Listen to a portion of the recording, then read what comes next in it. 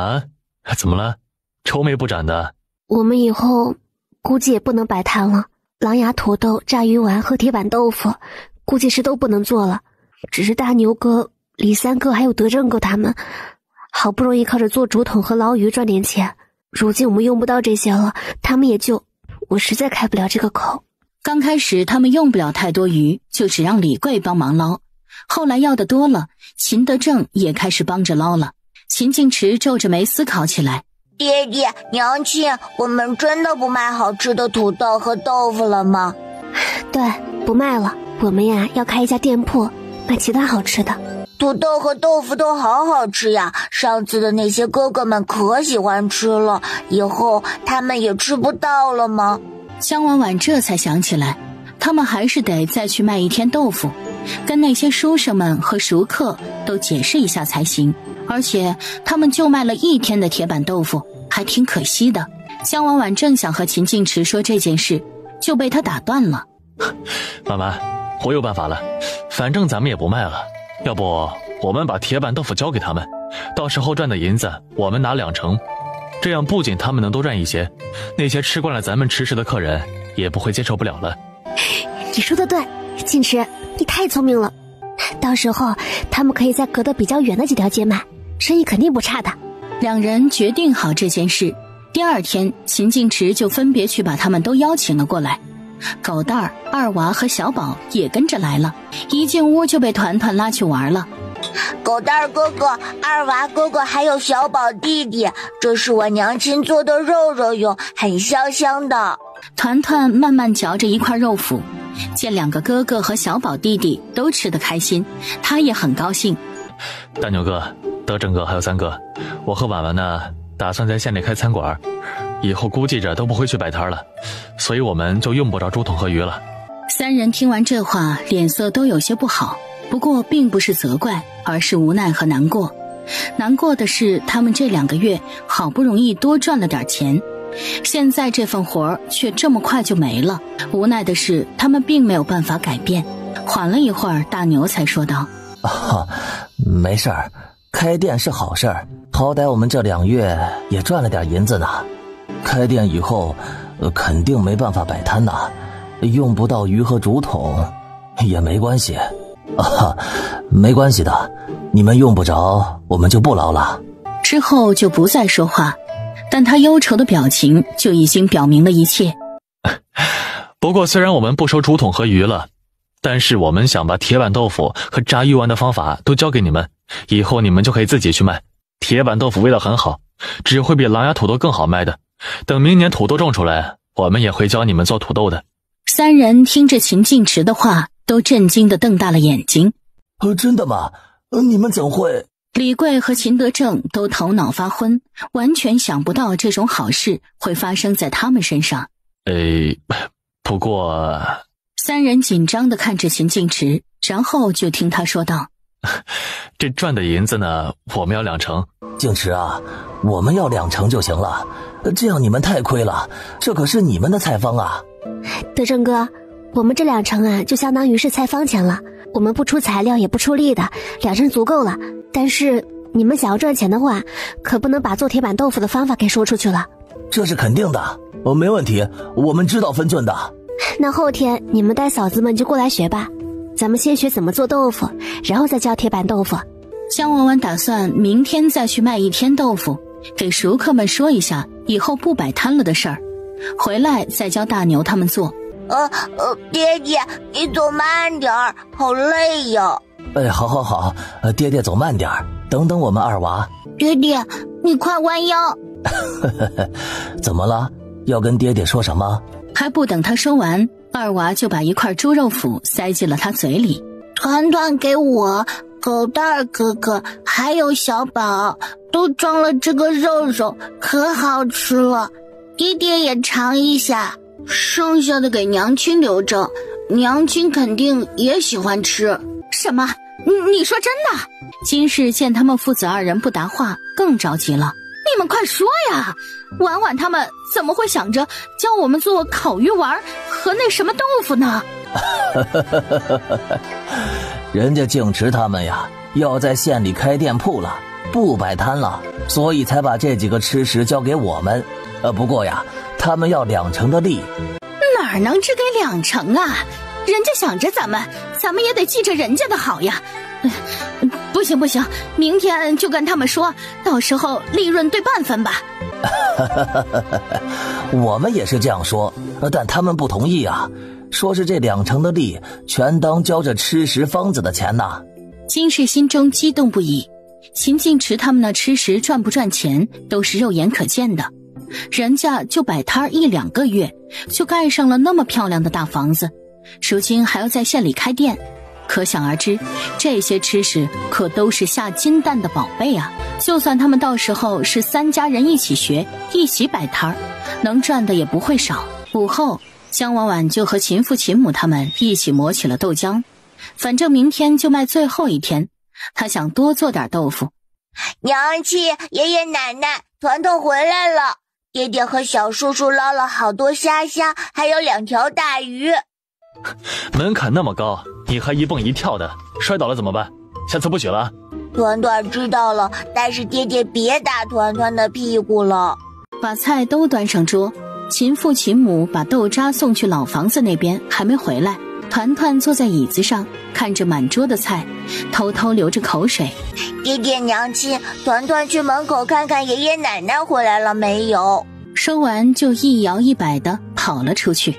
嫂子，我也和团团去看看吧。秦晋池和江婉婉看着蹲在门口说着话的叔侄2人，都笑着摇了摇头。没等多久，团团就被秦父秦母牵着小手一起走进来了。爷爷奶奶，今年娘亲做了好多好吃的，香香的。那我们乖孙儿要多吃一点儿，吃得饱饱的。爷爷奶奶也要吃得饱饱的哟。我的小乖孙哦，怎么这般可人疼啊？嘻嘻嘻嘻。江婉婉给每人都盛了1碗鱼汤。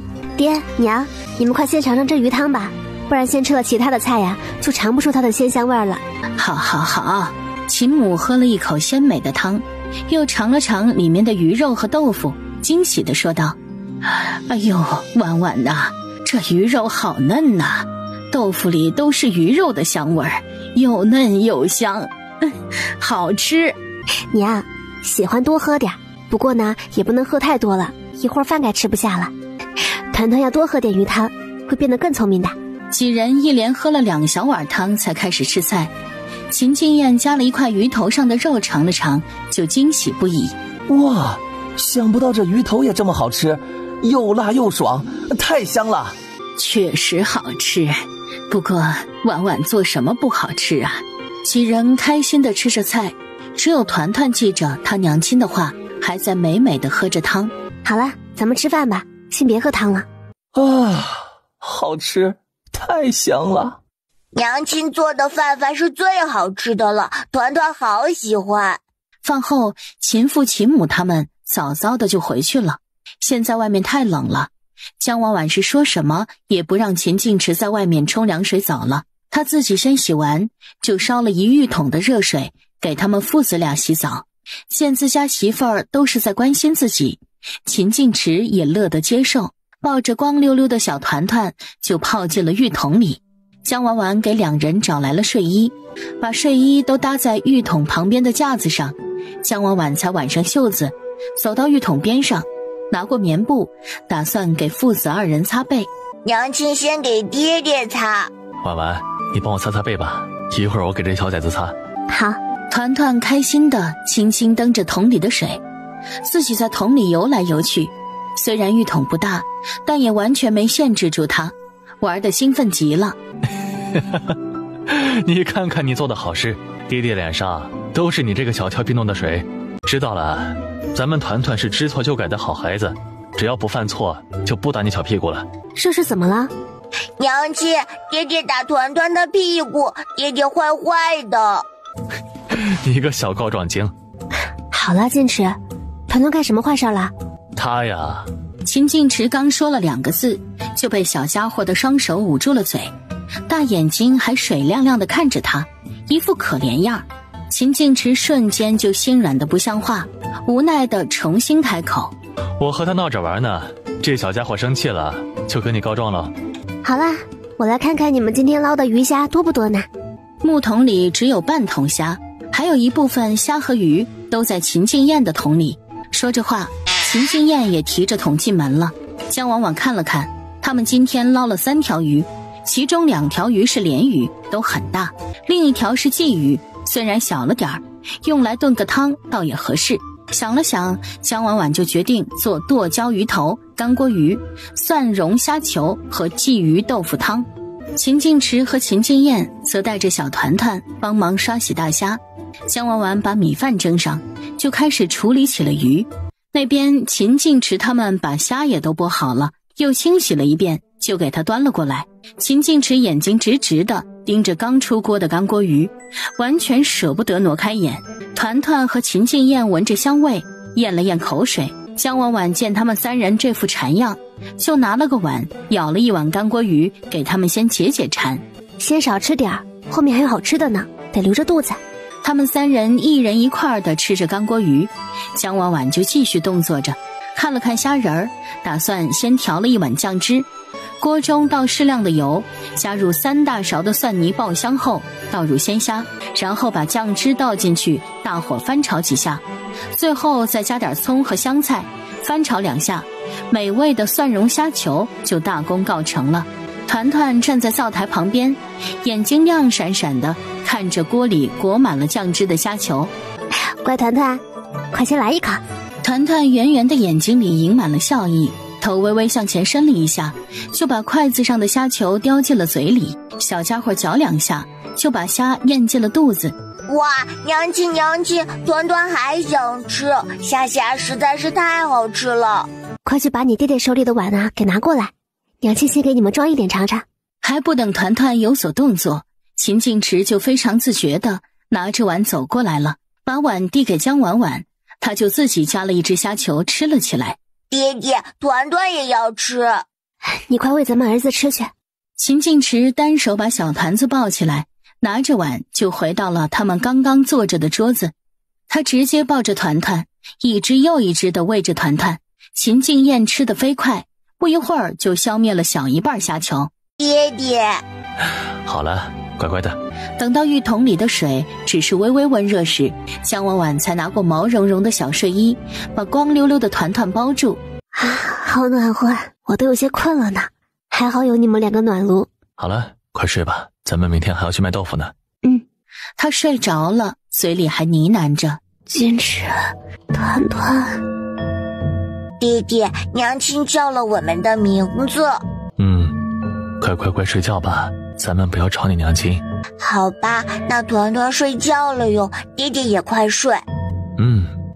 第二天一早，快来洗洗脸吧。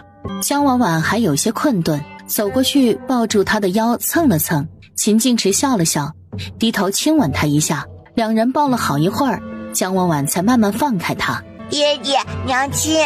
团团估计醒了，你去给他穿衣服吧，或者让他再睡一会儿也行，我先洗洗脸。小家伙看到秦静池进来，软软糯糯地说道：爹爹，抱抱。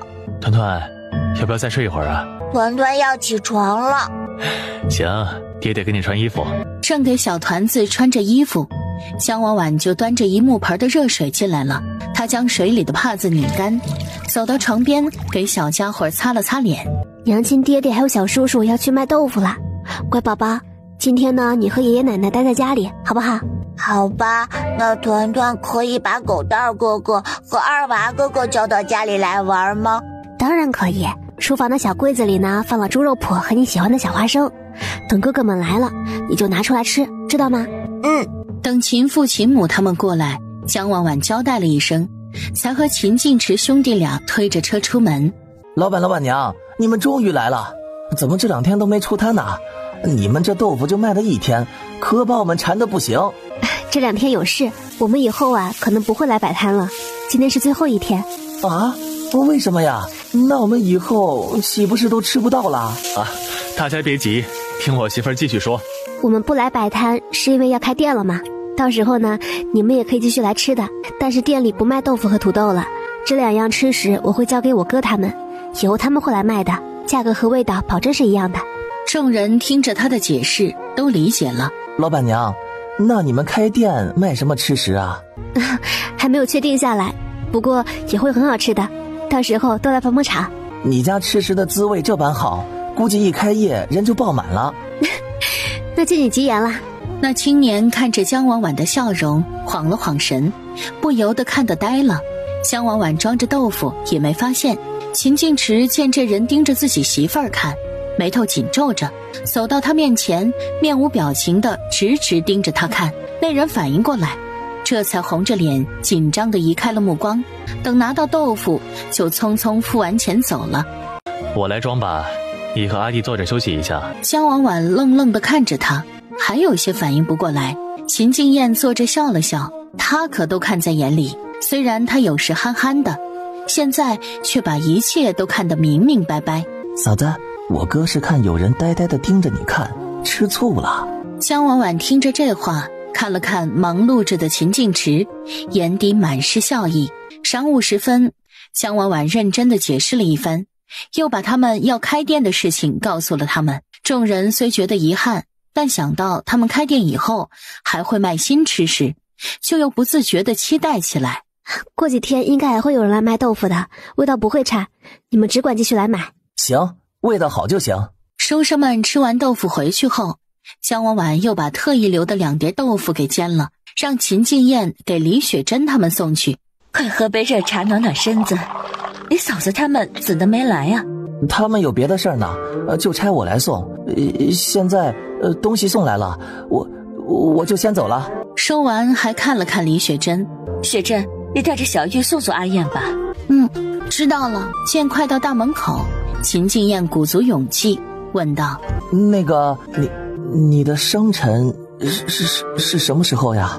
在正月里呢，还很早呢，正月16。我记下了。那我先走了。最近天凉了，你记得多加点衣服。好，你也是。新鲜宰杀的牛肉，快来看看嘞，价格公道。那卖牛肉的，我们去看看吧。老板，你们这牛肉是自己养来卖的吗？那当然了，你有所不知啊，我家可是专门养牛的。不过主要不是为了杀来卖，这牛肉啊比猪肉贵一些，也没多少人愿意买的。我家这头牛是受伤了，腿骨都断了，我一狠心才把它给宰杀了的。不然我的牛那可都是养大了运去别的地方卖给庄户人家的。老板，那我要是大约每5天就需要一头牛的话，你们能供应上吗？他想把从李远那里买来的那间商铺用来做火锅，可是做火锅需要用的东西他就有些发愁了。炒火锅底料需要用到牛油，牛肉还是火锅里必不可少的食材。这段时间虽然有人卖牛肉，但是也只是偶尔会遇见一次，要想牛肉得到长久的供应可不是什么易事。如今好不容易遇到专门养牛卖的人，他怎么会放过呢？花丸，你想买牛？对，我们开店要用的食材就是牛肉，并且是不可或缺的。那我知道了，我们去看他怎么说吧。老板，怎么样？可以供应上吗？那老板见他们2人表情都十分认真的样子，才开始正视起来。你们说真的？这一头牛最轻的也得8、900斤，我按整牛卖也至少得28文1斤，这样算下来，一头牛至少也要20几两银子。这个不是问题，我这是得长期供应的，你能一直有牛送过来，我们就一直收。你放心，就算我的牛卖没了，我们村里也有好多人养牛呢，可不会供应不上。那就行，不过你要是整牛是按28文算的话呢，这价格可就有些不公道了，毕竟我们可是要长期买的呢。那你能给多少？20文。不行，猪肉也就卖这个价了，我这可是牛肉。最后双方拉锯了半天，才把价格定下来。好，那就25文了。不过我们现在呢还用不到牛肉，估计至少还要等差不多在1个月。你在哪个村啊？我们要用到牛肉的时候，我去找你。我叫张全，家在大平村。你们要是来了，随便找个人问问就知道了。行，我知道了。最后江婉婉买了张全摊位上的1大块牛里脊肉、1只牛腿和所有的牛油才离开。做火锅底料的牛油有了，还得买点香料才行。家里只有江婉婉空间里原来就有的桂皮、香叶和八角。坚持，我们去下药店吧。去那儿干什么？咱们家也没人生病啊。不买药，去买香料。哎呀，跟你说了你也不懂，你跟着我买就是了。从药铺出来，江婉婉手上就提了一大包的香料，里面装着八角、桂皮、香叶、小茴香、山奈草果以及丁香等10余种调料。秦静池跟着他走出来时，表情都还是呆愣的。他怎么也想不明白，这10多种的药材竟然都可以用来做菜。阿哥嫂子，你们怎么去了那么久啊？我去送完豆腐，还在远叔家里坐了坐才回来的呢。江婉婉把东西都放到推车上。我们去买东西花了些时间，所以看着推车上的2个柚子，江婉婉惊讶地问道：阿燕，这是你买的柚子吗？啊，有个老婆婆推个小推车叫卖，都没有人买。我见她实在可怜，就去买了2个。那老婆婆在哪儿啊？我们再去买几个。可是这柚子不太好吃的，咱们买太多了也吃不下的。我有用，你快带我去。好吧，就在前面那条小路上。那你们俩快去快回，我留下来看着推车。江婉婉跟着秦静燕走了没几步，果然看见了小路边上推着柚子叫卖的阿婆。老婆婆的推车虽然不大，但上面的柚子却差不多得有个20来个。阿婆，你的柚子我们都要了，多少钱啊？丫头，你真的全要啊？我这买3文钱一个呢。对，都要。阿婆，我数了一下，你这车子上呢一共有21个，我给你凑个整，给你70文吧。爹爹娘亲，你们终于回来了，团团好想你们呀。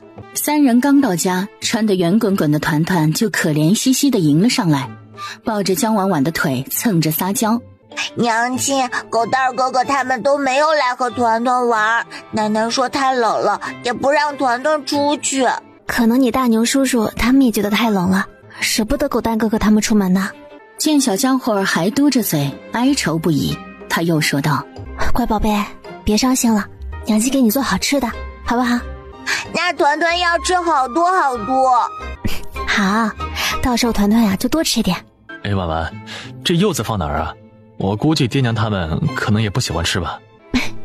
等我做好了，大家肯定都会喜欢吃的。哥嫂子，娘让我们快进去吃饭呢。好，就来。秦母今天炒了土豆丝，还无师自通的炒了一盘豆腐，虽然不算特别好吃，但他们也都很给面子，把饭菜都给一扫而光了。简单的吃过午饭，江婉婉就把秦静池和秦静燕都叫到厨房里，让他们帮忙剥柚子肉。他们2人仔仔细细地剥着柚子肉上的白膜，柚子皮已经被全部剥下来了。江婉婉拿过去清洗干净，她仔细地把柚子皮上的白瓤给片下来，切成四四方方的小块，最外面一层柚子的薄皮则是切成均匀的细丝。切好的一小盆柚子皮，加盐浸泡2刻钟，放入锅中，加入清水煮1刻钟后捞出。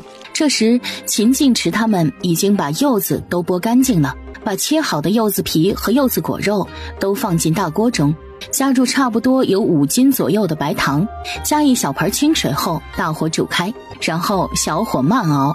熬的过程中还要不断的搅拌，差不多熬了1个时辰，锅中的水分才被慢慢熬干，果肉也变得粘稠起来。把熬好的果肉和果皮都舀进瓦罐中，加入2斤多的蜂蜜，搅拌均匀。就这样，蜂蜜柚子茶就做好了。婉婉，这炒过的柚子不能现在吃吗？我做的这个叫做蜂蜜柚子茶，是可以养颜润肺的，吃的时候要用清水冲泡，先放到晚上吧，等凉了再冲给你们喝。嫂子，那这个是不是没用了？你快放下，这个还有用呢。好吧。江婉婉把柚子瓤端过来，仔细清洗几遍后，捏干里面浸满的水分，然后将它上锅焖煮，煮软之后把水分挤干备用。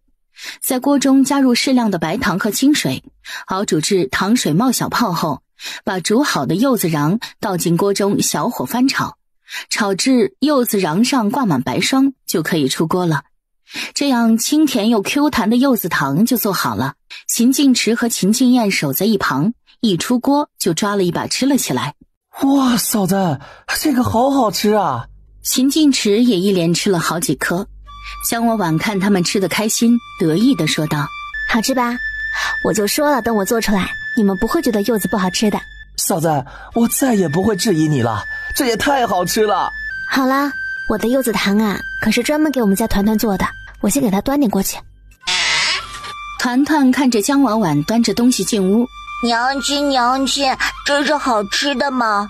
姜婉婉从盘子里捏了一颗糖放进她嘴里。这是娘亲给你做的柚子糖，好不好吃？小家伙嚼了几下，就惊喜地瞪圆了眼睛。娘亲娘亲，团团还要吃，甜甜的香香的，好好吃啊！姜婉婉把盘子放到桌上，把她抱进怀里。团团喜欢就好，娘亲给你做了好多呢，咱们团团呀可以吃好久好久的。谢谢娘亲，团团好喜欢好喜欢。见小家伙已经一连吃了10几颗，姜婉婉才阻止。好啦，团团不能多吃糖了啊，剩下的咱们明天再吃吧。团团不舍得看着桌上的糖，眨巴着大眼睛，看着姜婉婉可怜兮兮的。娘亲，团团再吃一颗好不好的？那最后一颗。又给小家伙一颗糖，姜婉婉便把盘子端走了。进到厨房时，秦晋池和秦静燕嘴里还嚼着糖，她哭笑不得地说道：这糖你们也不能多吃，会牙疼的。也不顾秦静燕的哀求，姜婉婉在宽口瓦罐里铺上一层油纸，就把柚子糖都倒进去，盖起了盖子。你们俩都不能吃了，等一会儿爹娘把猪喂了回来，再给他们尝尝。两人见糖不能吃了，便在柜子里把猪肉脯翻了一些出来，慢慢嚼着。姜婉婉也不管他们俩，她取出买回来的香料，打算仔细清理一下里面的脏东西，但翻看了好一会儿却很干净，可能是因为是在药店里买的缘故吧。嫂子，你怎么放这么多辣椒啊？这还怎么吃啊？而且油还那么多。婉婉，你这是要做什么呀？我在做火锅底料呢，说了你们也不知道，你们俩坐的位置啊，迎着风口，肯定很呛啦。快出去吧，别在厨房待着了。秦静燕就跑到了门边透着气。我来炒吧，你和阿燕出去缓缓。没事的，我站的位置闻不到什么辣椒味，而且你也不知道要炒到什么程度，要不要加什么东西啊？你听话，快出去吧。好吧，那你需要我做什么就喊我。他们两人都出去了，姜婉婉又继续翻炒着锅中的辣椒，最后再加入1大勺的葡萄酒，再继续翻炒一会儿，这麻辣牛油火锅底料就算是完成了。如今火锅底料炒好了，自然就得来一顿正正经经的火锅才是。婉婉呐，你辣椒炒好了吗？要不要我帮忙啊？娘亲，哎呀，乖孙，你还是先出去吧，这厨房里还是有些呛人呐。娘，你还是带团团出去吧，我这里没什么事儿的。突然想到什么，姜婉婉连忙从柜子里取出柚子糖，装了一盘递给秦母。娘，这是我今天做的柚子糖，您端着去和爹爹一起尝尝吧。团团已经吃了好多了，您别给他吃。那要不让静池进来帮你吧？那你让静池和静燕去捞点鱼和大虾回来吧。行。应下来，秦母就带着团团往外走，边走还边吃着糖。见团团眼巴巴地盯着自己看，秦母还悄悄在他嘴里也塞了一颗。姜婉婉站在厨房里，看着小动作不断的祖孙俩，觉得还有些可爱。回过神来，闻着微微的麻辣香味儿，姜婉婉开始备起了菜，蘸料也准备的差不多了。秦晋池他们就提着木桶回来了。晋池，你和阿弟帮我把虾壳都剥了，头也给去了吧。哎，好。把虾交给他们，姜婉婉就处理起了鱼。想着牛肉已经有1小盆了，鱼就只处理了1条。婉婉，虾都弄好了。他把虾接过来，放到砧板上就开始剁。我来吧。姜婉婉看了他一眼，然后就去弄锅底了。拿出一只小一些的铁锅，加入适量的火锅底料，加入清水，先放在灶上烧着。晋池，咱们有没有小火炉啊？就是可以放在房间里的那种。嫂子，爹前些天做了一个，正好可以用呢。那阿燕，你帮我把小火炉生上火吧。秦静燕在一旁摆弄着火盆，这边她割的虾肉也已经剁好了，姜文婉便把虾肉装进碗里，简单弄了一份虾滑。就这样，菜就都备好了。过了一会儿，姜婉婉就把菜和蘸料都端到饭桌上去放着。婉婉，这怎么吃啊？别急，马上就好了。这时秦静燕的火炉也弄好了，姜婉婉又回到厨房，给每个人都冲了一杯蜂蜜柚子茶。大家喜欢吃什么蘸料自己调吧，我切了葱蒜、香菜还有辣椒碎，可以再加点醋什么的，加一小勺汤底应该也很好吃的。众人拿着小碗夹着自己喜欢的调料，姜婉婉则拿过团团的小碗帮她调，锅里的汤底咕嘟咕嘟冒着泡。好了，汤底开始沸了，咱们先把牛肉下进去吧。姜婉婉加了3大筷子的牛肉进去，牛肉刚刚烫熟，就连忙捞起来放进旁边的大盘子里。快尝尝，这牛肉啊才刚刚熟呢，肯定会特别嫩。只见她迫不及待地夹着一块肉放进碗里蘸了一下，就放进了嘴里，轻轻咬了一下，牛肉的肉汁就浸在唇舌间，混合着火锅汤底浓浓的麻辣鲜香味儿，怎一个香字了得啊，好吃啊，太爽了。嫂子，原来这汤就是用你炒的那个辣椒做的呀，竟然这般好吃。这牛肉也是太嫩了，简直入口即化。这牛肉确实是好吃，又香又嫩，我这牙口啊这般不好也能轻松咬开。是啊，这肉怎会这般嫩呢？口感比我们以前吃的猪肉可好多了。这汤也不知道是用什么煮的，也太香了。这火锅底料啊，可是我放了10几种香料的，能不香吗？是啊，嫂子今天还是去药铺买的香料呢，我和阿哥都惊了，哪能想到那些药材竟然能做出这样的美味呢？大家都在赞叹着牛肉的美味，只有团团这个小家伙在不断的小口小口吃着肉。娘亲娘亲，肉肉。牛肉吃过一轮，就开始煮鱼肉。团团，你慢点吃，小心鱼刺呢。知道了，娘亲。看团团吃得慢慢的，鱼刺都被吐出来了。乖孩子。一大盆鲜嫩的鱼片很快就被一扫而光，姜婉婉便把装着虾滑的竹筒拿了过来，用筷子一点一点地加进锅里。这时团团也终于把他碗里的鱼片给解决完了。姜婉婉看了一眼他只剩下汤汁的小碗，立刻舀了一勺虾滑放进他的碗里。虾滑没有刺，又因为虾滑鲜甜嫩滑，小家伙吃的时候速度加快了不少。好吃，团团喜欢这个油肉。吃完再说，估计只有爹爹和娘亲听得懂你说什么了。爹爹和娘亲知道团团说什么就好了呀。爹爹还要虾虾。宝贝，你要是吃饱了就告诉娘亲，不要再吃了，不然的话一会儿肚子会痛的。团团知道了，再吃一点点就不吃了。他确实是个乖巧听话的，吃完最后的虾滑就放下了筷子，坐在椅子上，偶尔小口小口地喝一点柚子茶。大人们的胃口可就不小了，吃完虾滑就把盆里还剩下的嫩牛肉都给下了进去，还放了一些土豆和红薯。一顿火锅吃了1个多时辰才将结束，大家都瘫坐在椅子上，神态间全是享受。坐了好一会儿，大家帮忙把锅碗都刷洗干净，秦父秦母和秦金燕才慢悠悠地往老房子那边走，边走边消食，倒也惬意。爹爹娘亲，快看团团的肚子圆圆的。静池，你给团团揉揉肚子，我手太凉了，怕冰着他。秦静池把团团抱进怀里，眯着眼睛给他轻轻揉着肚子，他的手掌又大又暖，小家伙在他怀里舒服地闭着眼睛，嘴角还微微翘着。姜婉婉则靠在秦静池的肩膀上打着盹儿。静池，你快来开一下门呐，我们来了。狗蛋儿哥哥，你和二娃哥哥昨天都没来找团团的。我娘说太冷了，不让我出门，我们今天一起玩吧。把大牛他们迎进屋里，没过一会儿，李贵和秦德正他们2家也都过来了。姜婉婉见大家都有些冷，便给每个人都冲了一杯热腾腾的蜂蜜柚子茶，还把柚子糖也装了一大盘出来放到桌上。这个呀，是我昨天做的柚子糖，你们大家也都尝尝。好吃，这糖吃着太奇妙了，软软弹弹的。因为啊，是用柚子瓤做的，就会特别有弹性。坐着喝完了柚子茶，又吃了些糖块，身子已经慢慢暖起来了。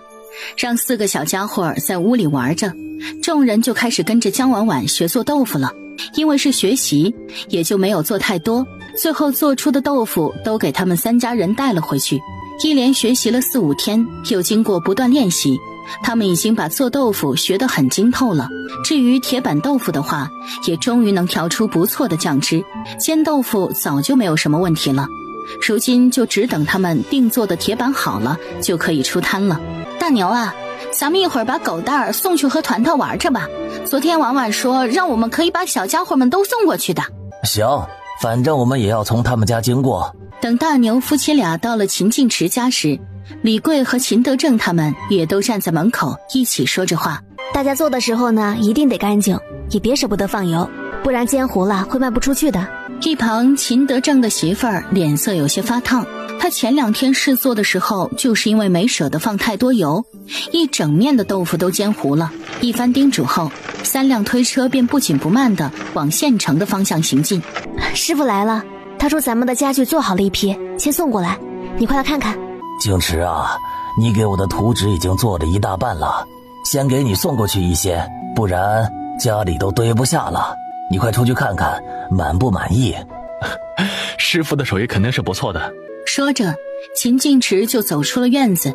院外的路上，好几辆大推车上齐齐码放着凳子、椅子、衣柜和床之类的家具。姜婉婉仔细看了看，满意极了。特别好，我们都特别喜欢。您辛苦了。说的什么话？我很乐意做这般精巧的东西呢。哦，对了，你们要那个什么大茶几和沙发什么的，也正做着呢，要不了多久了。师傅，你们也辛苦了，快进屋喝杯茶吧。哎，对了，吃饭了吗？我给你们做点吧。哎，不用，我还有一堆活计呢，你们快来带路，把家具给你们直接搬进新房吧，也免了折腾。凳子、椅子以及桌子之类的就先放到1楼客厅，床和衣柜就都搬进了各个房间里。师傅，这个是柚子茶，可以润肺的，您可以直接加水冲泡了就能喝。隔着罐子，李大山就闻到了柚子的清香味儿和蜂蜜的香甜味儿。那我就拿着了，这味道闻着就很香甜，味道肯定也不错。等一群人又推着推车离开，姜婉婉和秦晋池才回过神来，仔细打量着屋里的家具，两人越看越满意，又把房间里的床和衣柜调整了一下位置，才心满意足地离开。景池弟妹，我们回来了。姜婉婉和秦晋池听到他们的声音，高兴地对视一眼，连忙把门打开，看着他们空空荡荡的木盆，姜婉婉眼睛一亮。亲，这么快就卖完了吗？弟妹，你有所不知啊，我和阿贵去了别的街道卖，生意可好了，才1个多时辰就卖完了，我们3家都卖了3两多银子呢。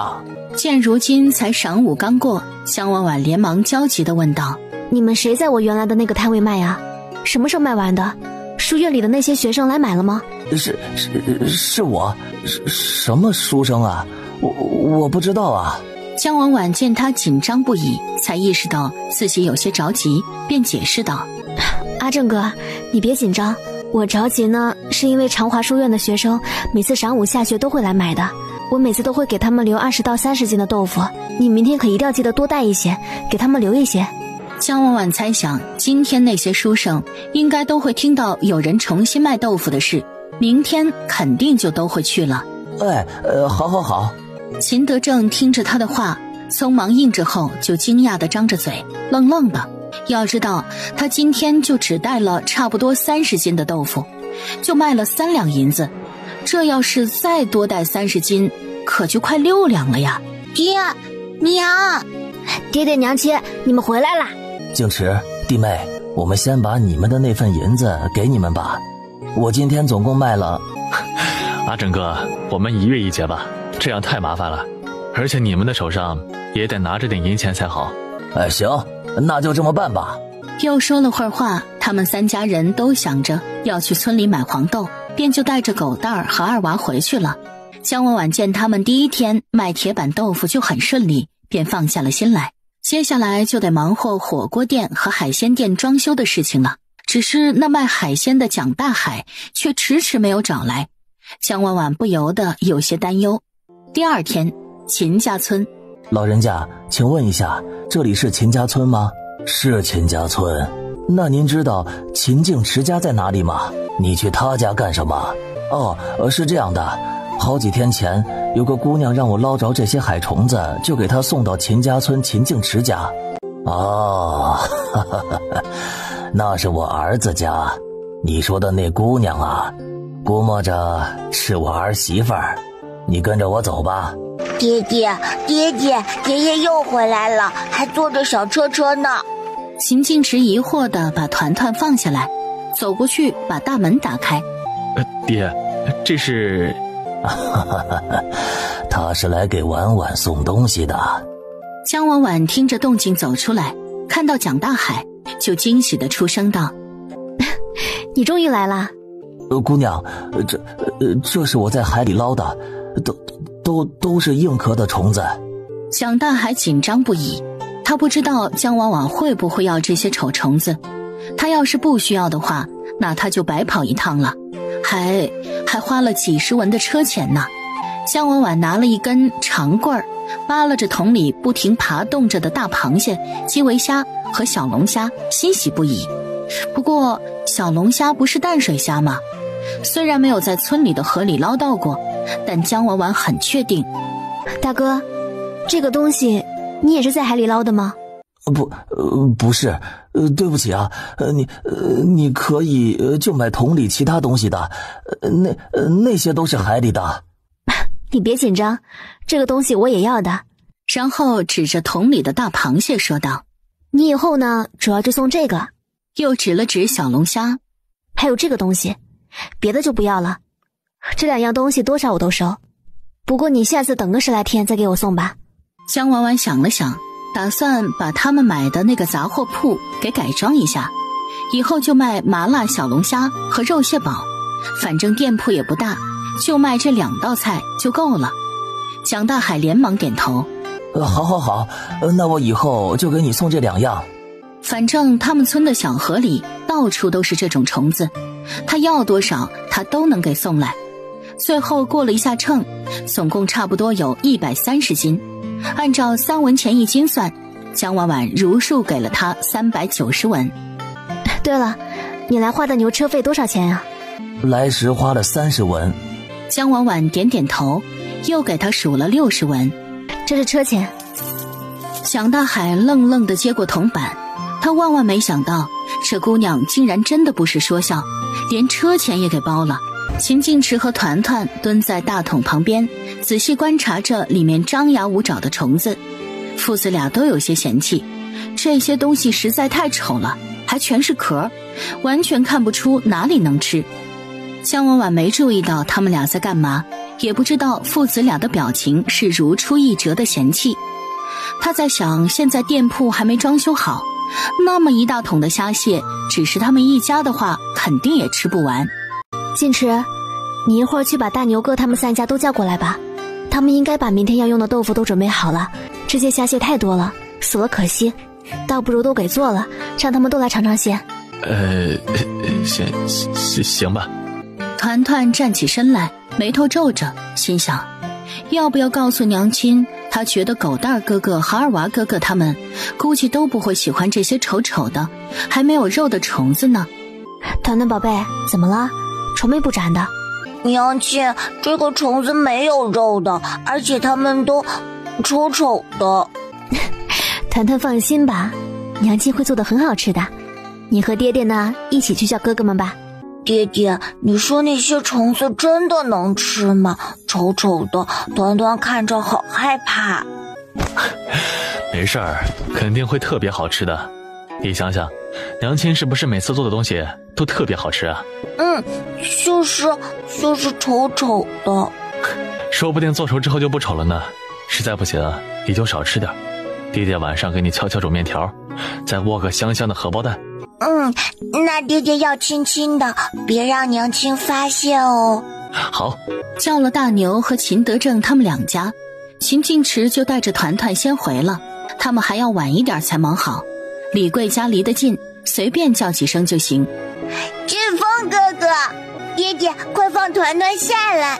秦晋池把小家伙放到地上，然后疑惑地看着秦俊峰。俊峰，你是休沐吗？秦俊峰礼貌地喊了人，才解释道：对，这几天天气太冷了，书院就给我们小班放几天假了。俊峰哥哥，你去团团家里玩好不好啊？团团好久没见他了，就有些想了，见他有些犹豫。叔叔跟你爹爹说一声，今晚就去我家玩吧。好。走到他家院子里，跟秦晋说了一声，秦晋池便带着2个小家伙回了家。老板，俊峰这几天休沐了，我把他带过来玩玩。婶婶，正好，今天可以尝尝虾和蟹。团团，你陪哥哥坐着玩啊，娘亲和爹爹呀，去给你们做好吃的。知道了，娘亲。这东西怎么还变红了？好像也没那么可怕了哈。嫂子，我现在能尝尝吗？江婉婉无奈地笑了笑，拿过一个大碗，给他们先舀了一碗解解馋。你们吃的时候呢，先嘬一下，然后这样扭一扭，然后像这样吸一下，就可以吃到肉了。好吃，麻辣小龙虾就是无敌。秦晋池和秦晋燕学得很快，只剥了1-2个，就完全掌握了吃虾的要领。嫂子，太香了，这个虫子怎会如此好吃啊？就是肉少点儿。这叫小龙虾，哪是什么丑虫子啊？晋池，你看看大牛哥他们来了没有啊？怎么都没有听到声响呢？我这就去看看。打开大门，远远的就看见了大牛和秦德正他们2家人往他们这边走了。婉婉，大牛哥他们来了，我去隔壁叫一下李三哥吧。好。众人坐在餐桌旁，看着江婉婉和秦晋燕端上桌的东西，直啧舌。这怎么都是虫子？虽然味道闻着特别香，可是这真能好吃？团团，好大的虫子啊！这就是我们要吃的吗？听着二娃的话，团团忧愁地皱着小眉头，他就知道哥哥们不喜欢这些丑虫子。一会儿你们都吃一点儿，实在是不好吃的话，团团还藏了好多小猪肉干，都给你们吃。不过不能说娘亲做的不好吃哦。可是虽然有些丑，但闻着好香啊，我觉得肯定很好吃。三哥嫂子，你们快坐，这是麻辣小龙虾和肉蟹包，味道很好的，你们快尝尝。想着大家都没怎么吃过，江婉婉便拿着一只小龙虾示范起来。像我这样剥壳啊，吃尾巴里的肉。大家跟着他的动作学着，很快见大家都会剥了，江婉婉就开始给几个小家伙剥几只尝了尝。婶婶真好吃，我自己剥。这什么小龙虾，虽然看着不好看，肉虽然也不多，但味道太好了。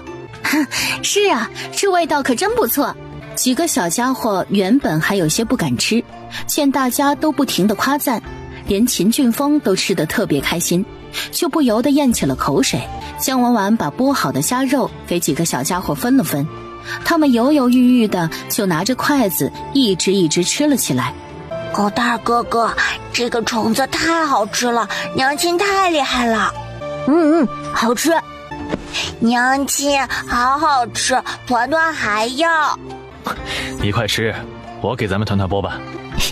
好，你们快尝尝螃蟹，这蟹啊特别肥美的。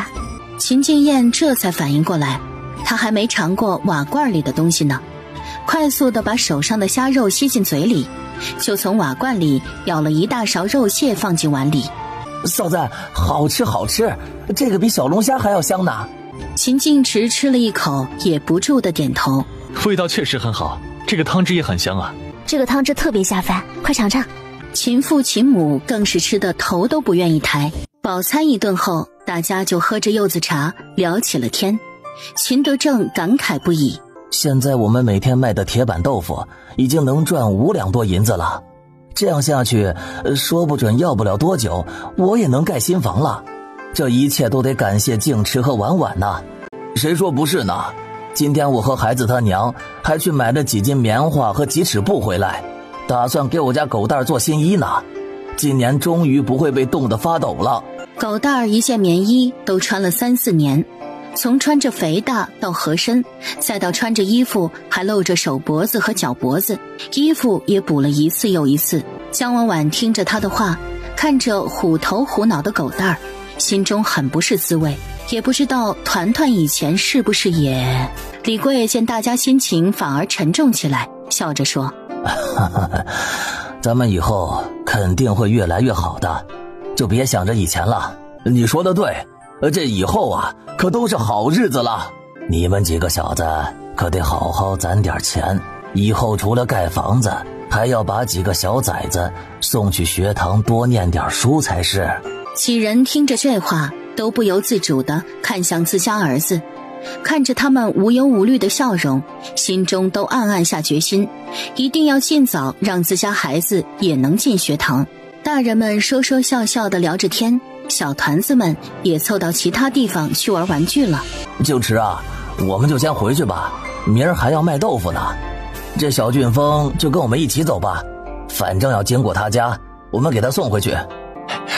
好，你们路上慢些。阿燕，你不冷吗？怎么还用冷水擦脖子啊？嫂子，我这也不知道是怎么回事，身上就开始痒痒。江婉婉疑惑地皱着眉，过了一会儿才突然想起什么似的，担忧又害怕的连忙问道：你只是痒吗？头晕不晕？想不想吐？什么时候开始感觉到痒的？江婉婉紧张地捏紧了双手，害怕不已。她怎么忘了，有些人可是会对海鲜过敏的。不想吐，头也不晕，吃了饭，等大牛哥他们要走，就开始痒痒了。江婉婉这才稍微松了口气。他们吃了快1个时辰，大家也都坐了小半个时辰，这么久才有症状，应该过敏不太严重。你这应该是过敏了，只是痒的话应该不是特别严重。我和你哥带你去看看大夫吧，我去看看团团怎么样了。团团，刚刚你和哥哥们玩的时候，他们有没有不舒服呀？有没有痒痒？没有啊，怎么了娘亲？没有就好，没事了，团团继续玩吧。过敏一般情况吃完后1个时辰以内就会有症状，几个小家伙在他们前面就早早吃完去玩了，吃完后在家里待了1个多时辰，所以应该没事。不过他还是有些担心，就跟秦静池解释了一下，让他去看看那几个小家伙。好，你别怕，应该没事的。随即就出了门。嫂子，过敏是什么呀？我就是有点痒，不用去看大夫了，说不定一会儿就好了。可能是阿燕对小龙虾和螃蟹过敏吧，就是吃了这种海里的东西，轻微一些的呢会身上犯痒痒，严重一些的可能会呕吐、头晕，甚至还会晕过去呢。哎呀，那这小龙虾和螃蟹是有毒的呀。过敏的人是很少的一部分，像我们吃了都没事，就是不会过敏的，想怎么吃都行。像阿燕的话，可能就是轻微过敏，以后就不要再吃了。啊，我一点都不能吃吗？那以后我岂不是只能看着你们吃了？小龙虾和那肉蟹的滋味那般好，怎么就不能吃了呢？看着江婉婉肯定的点了头，顿时更沮丧了，太伤心了，以至于竟也没有觉得特别痒了。看他症状很轻微，江婉婉也没有再坚持要带他去医馆了，而且医馆估计也不一定知道怎么医。婉婉呐，那我和你爹先带着阿燕回去了。娘，你和爹晚上注意着点阿燕吧，如果他要是发烫的话，就赶紧过来叫我们。好好好。没多久，见那些小家伙都没事，秦静池让大人们都多注意一下，便回来了。晚上躺到床上，江婉婉都还有些后怕，手还紧紧地抓着秦静池的衣服。还好，几个小家伙都体质好，没出事儿。别害怕，你不是说只有极少数人会过敏吗？我们这么多人吃了不也没事吗？我就是后怕，还好小家伙们没事。娘亲，怎么了呀？娘亲不要难过。娘亲不难过了，团团真是个小开心果儿呢。娘亲，开心果是什么果果啊？开心果呀，就是能让人开心起来的果子。那团团以后就是娘亲和爹爹的开心果，你们要是难过了就抱抱团团，亲亲团团，这样就会开心了。好，以后团团的任务啊，就是让爹爹和娘亲开心，好不好？就交给团团吧。晋池，我们买的那家店铺估计不能用来卖海鲜了。我觉得可以卖，咱们把过敏这种情况说清楚，可以每天炒一份放店里，让那些想吃的人先随便尝一点，等上1个时辰，他们身体都没问题的话，再来吃就是了。好办法呢，这样1个时辰以后没有事的话，基本就不会过敏了。你真好。秦晋池勾唇一笑，正想抱着他亲一下，就对上了团团圆溜溜的大眼睛，还一脸好奇地喊道：爹爹。你这个小崽子啊。娘亲，我们睡觉吧，不要理爹爹了。秦晋池和姜婉婉笑着对视一下，才熄灭了油灯，给母子2人拉着被子盖好，就把他们扣进了怀里。静池，我给你们送海鲜来了。等秦晋池开了门，他就笑呵呵地说道：你们明天就开业了，我今天抓紧多送一些过来，应该够用几天的。辛苦大海哥了，以后就不用送家里来了，直接帮我们送店里去吧。好嘞。大海哥送的及时呢，这几天的量应该不愁啦。我这不是3、4天才能来一趟吗？怕你们不够，就抓紧先送过来一些。你们是不是要去县里啊？对，明天就开业了，还有好些东西要准备呢。那你们忙着吧，我就先回了。一共110斤。姜婉婉听完就把钱数给了蒋大海。大海哥，那你回去路上小心些。好嘞。一家人见蒋大海离开，把新送的海鲜也给装上车，便也抓紧往县城去了。走到店里，把虾蟹都倒进大水缸里养着，众人就开始收拾着锅碗瓢盆，把四四方方的餐桌也都挪了下位置。秦晋池把他在家里刻好字的木板放到大门附近装上，上面赫然写着本店售卖海鲜，以防过敏，请品尝1个时辰后购买。第2天正逢赶大集，一阵噼里啪啦的鞭炮声响，引得行人频频侧目。很快，店铺里一阵一阵浓烈又霸道的麻辣鲜香味儿飘散四溢。见一群人激动又好奇地围在店门口，秦晋池就把店铺大门正上方牌匾的红布给揭开，安安海鲜店这几个字就映入眼帘。啊，海鲜是什么东西呀？完这像是卖吃食的。你别说，这味道可真香啊！估计呀，价格比县里最大的鲜味楼还要贵呢。对呀，那鲜味楼可没什么才能做这般香啊。很快，识字的那人又注意到大门侧面木牌上的字：本店售卖海鲜，以防过敏，请品尝1个时辰后购买。这怎么还要吃过又等1个时辰才可以买呢？姜婉婉站在店铺门口，听着大家吵吵嚷嚷的声音，说道：大家安静一下，我们店卖的海鲜有些体质特别的人吃了以后会过敏的。过敏就是会皮肤特别痒，起红疹子，严重的还会头晕、呕吐，甚至晕厥过去。众人听着这话害怕不已，大声嚷道：那你这是有毒啊！有毒怎么会卖呢？对呀，这吃死人怎么办啊？大家别急，只有非常少的一部分人会过敏，我们一家子经常吃也没有事的。而且如果过敏的话呢，吃完后半个时辰就会有反应，所以我们才说先尝过以后1个时辰都没有事的话，就可以再过来买了。就算过敏，吃少量的话，症状很轻微，也没什么事的。到时候你们感觉到不舒服就不要再吃了。其实这个过敏不可怕的，就像有些人在春天柳絮飘飞的时候会咳嗽和打喷嚏，有些人呢闻着花香味也会发痒难受，是一样的。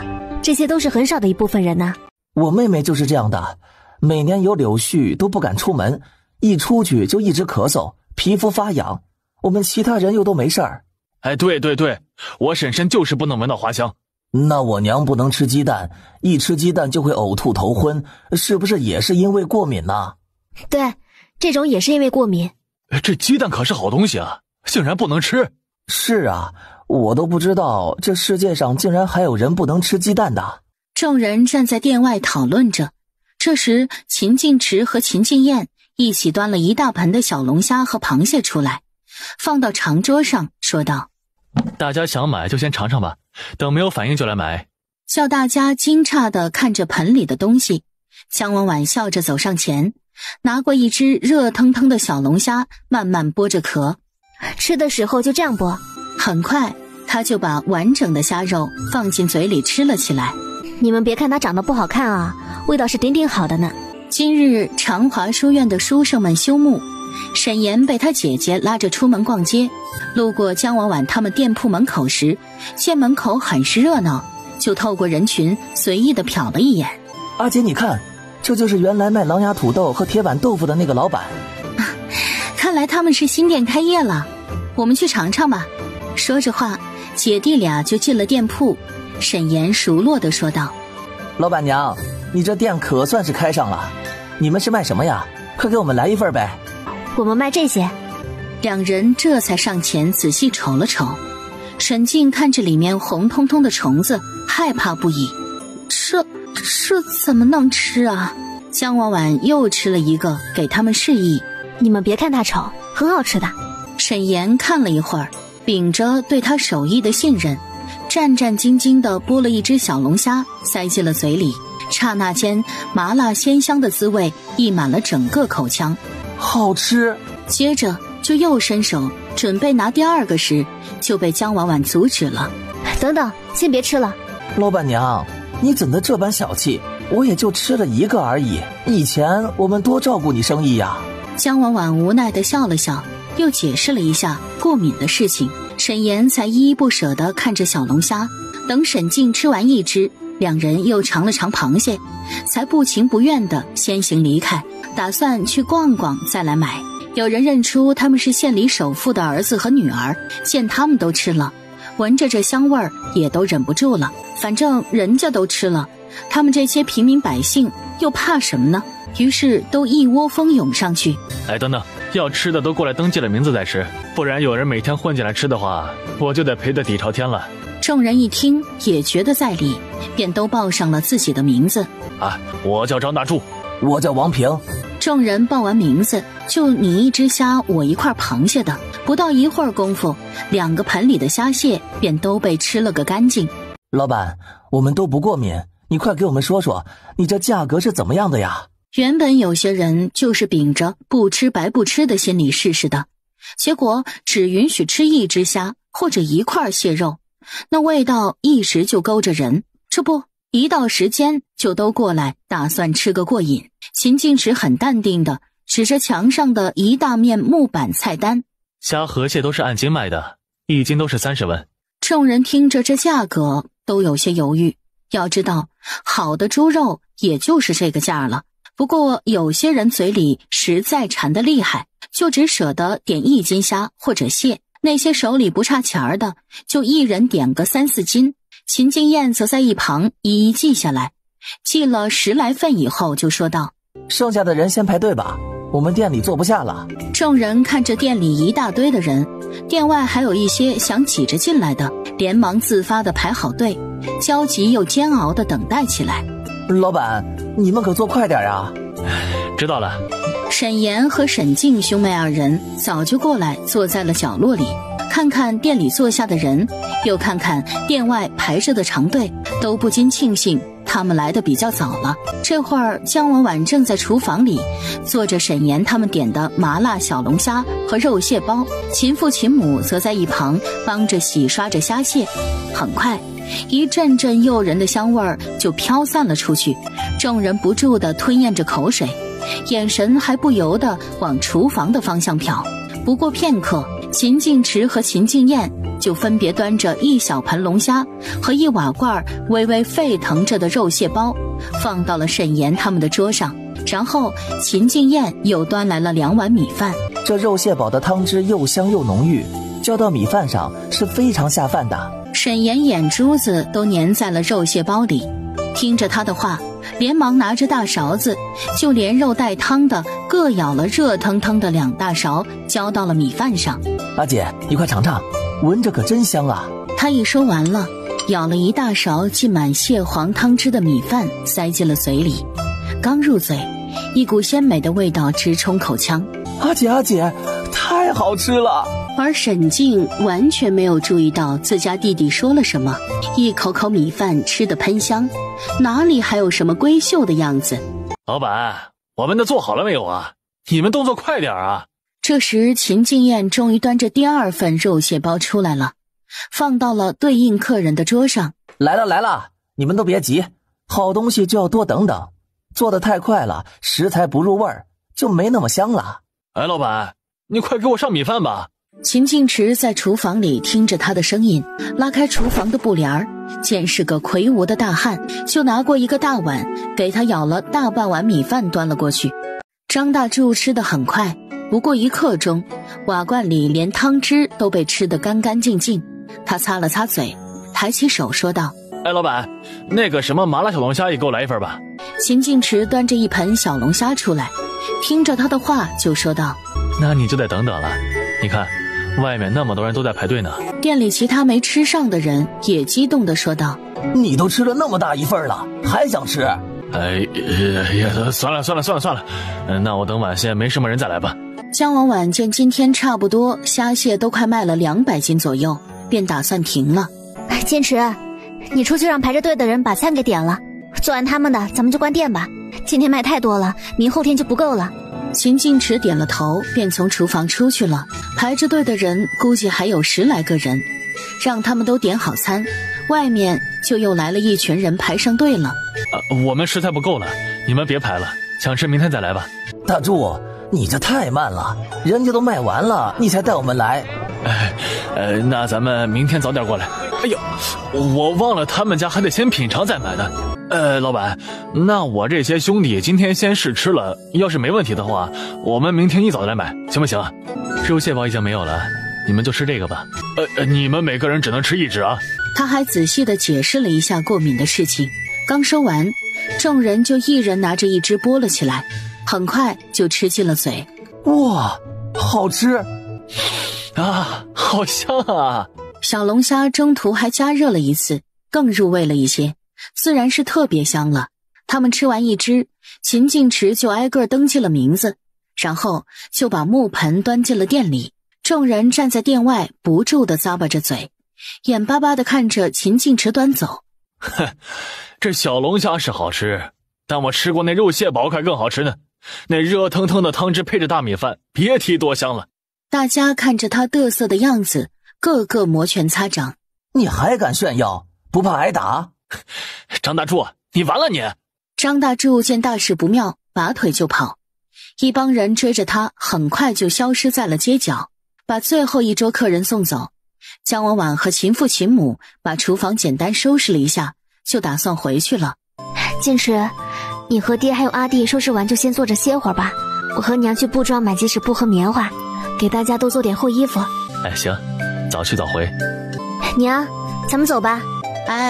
来了，婉婉呐，这块布买给静池和阿燕做衣裳吧。行，娘，这一批买回去给爹做吧。行，听你的。娘，你喜欢什么颜色呀？这比葱绿色怎么样？哎呀，这颜色有些太鲜亮了，我这都一把年纪了。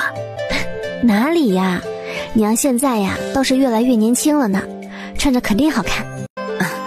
那就买几尺吧。好。哎呀，婉婉呐，你看那匹布料可当真是好看，给你做成衣裳肯定特别好看。姜婉婉看了看，虽然觉得颜色确实好看，但还是拒绝了。娘，我的衣服很多的，不用再买布回去做的。你那些衣服都不厚，哪里能不买？听娘的，就买这个。秦母看着那匹布料，越看越满意。她儿媳妇儿长得漂亮，穿上这种颜色的衣裳肯定会更好看。等把大人们的布料都选好了，秦母皱着眉：婉婉呐，你说咱们给乖孙买什么样的呢？姜婉婉无奈地笑了笑，他们家团团这段时间的新衣服可没断过，原是不必再给他买的。不过转念一想，自家就这么一个乖巧的小宝贝，自然是值得最好的。仔细又挑选了一下，发现没有什么花色特别好看的了。娘，团团的话呢，就用我的那匹冰蓝色的做吧，足够我们母子俩用的了。也行，看有专门用来做大氅的毛条，两人又买了些，才付完钱回店里。回到店里，秦晋池他们已经把店里都收拾妥当了。晋池，我们回去吧，再不回去的话，团团估计都要闹了呢。那小家伙早上的时候啊，可是拉着我的手，嘀嘀咕咕说了好半天呢，让我们一定要早点回去接他的。你放心，咱家小崽子你还不了解啊？估计正和狗蛋他们玩正开心呢。一家人说说笑笑地走出店外时，却不知道远处有两个年轻女子正瞪大双眼，惊奇地看着他们。阿姐，那是不是江婉婉呢？好像是的，她不是嫁了个穷木匠吗？怎的还开得起店铺啊？什么糕点卖这般贵，抢钱嘛！爹娘，我们刚刚看到二叔家的婉婉姐了。你个死丫头，吵吵什么？看见就看见了，又不是死人复活了，激动什么？娘，好了，成什么样子了？娘，你别怪小妹，我们看见江婉婉从对面的那家店铺里出来，那家店好像是她家开的。真的？那江婉婉不就嫁了个穷木匠吗？还是两人偷摸苟且，被江贤武两口子给逼着嫁过去的。这么些年过去了，也没见她回去过。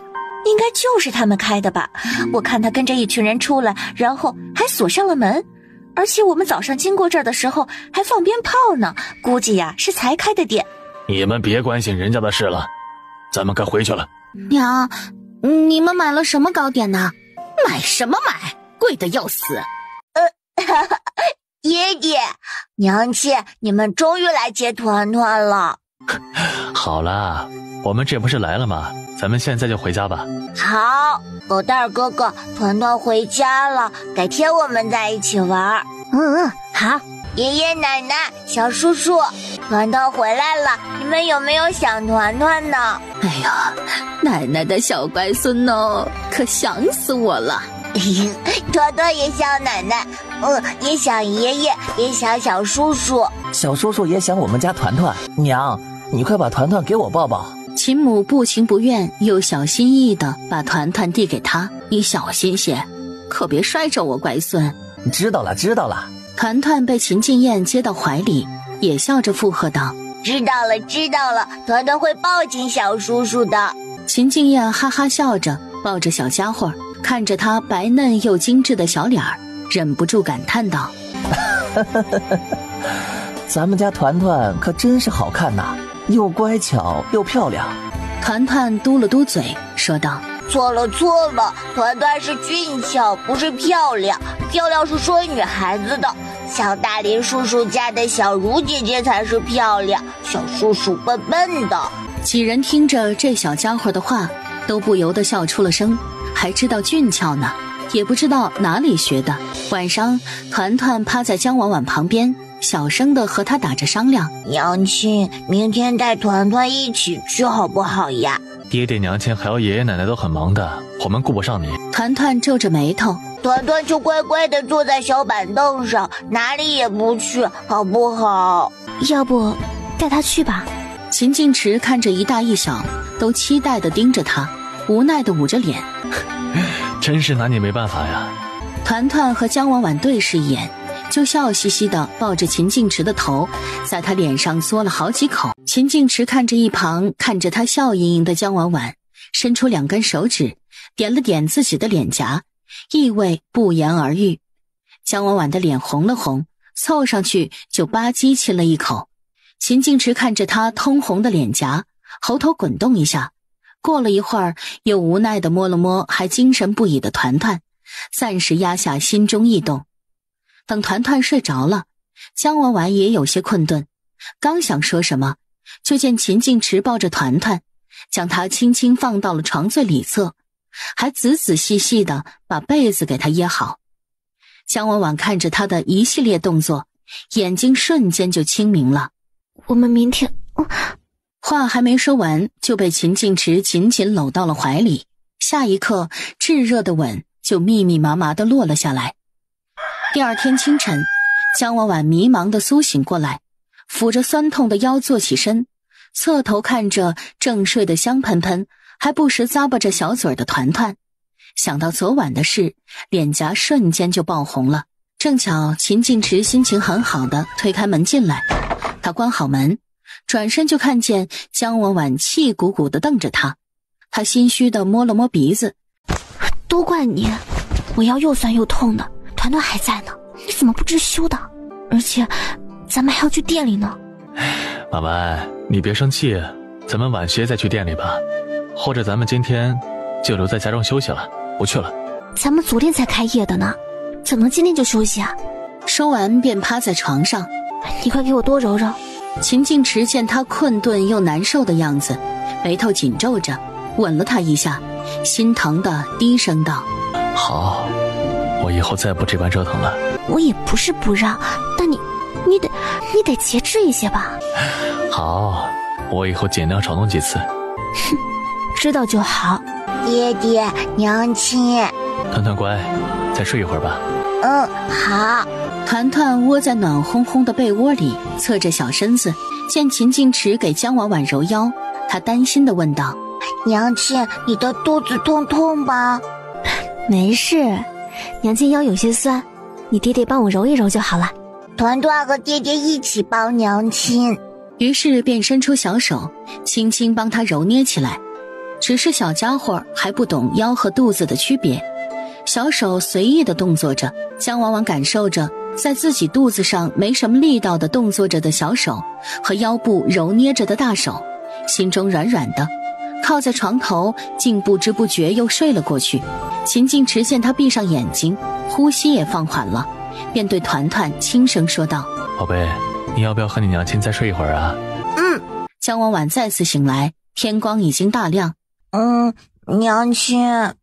团团，你什么时候又睡着的呀？你爹爹呢？爹爹让我和娘亲再睡一会儿，他就出去了呀。这时秦晋池听着两人说话的动静，便端着装了热水的木盆进了屋，把帕子拧干，就走到床边给两人擦起了脸。江婉婉和团团也任由他动作着。现在几时了？你也不叫我。没事，还早，爹娘和阿燕先去店里了，不着急。快速地收拾好，简单吃了碗面，给团团穿上厚厚的袄子，一家三口才从家里出发。老板，你们终于来了，我们都等了好久了。两个老人家说只有你们会做。我马上就去做，你们再稍等一会儿啊。众人看着美丽的老板娘，都宽容不已。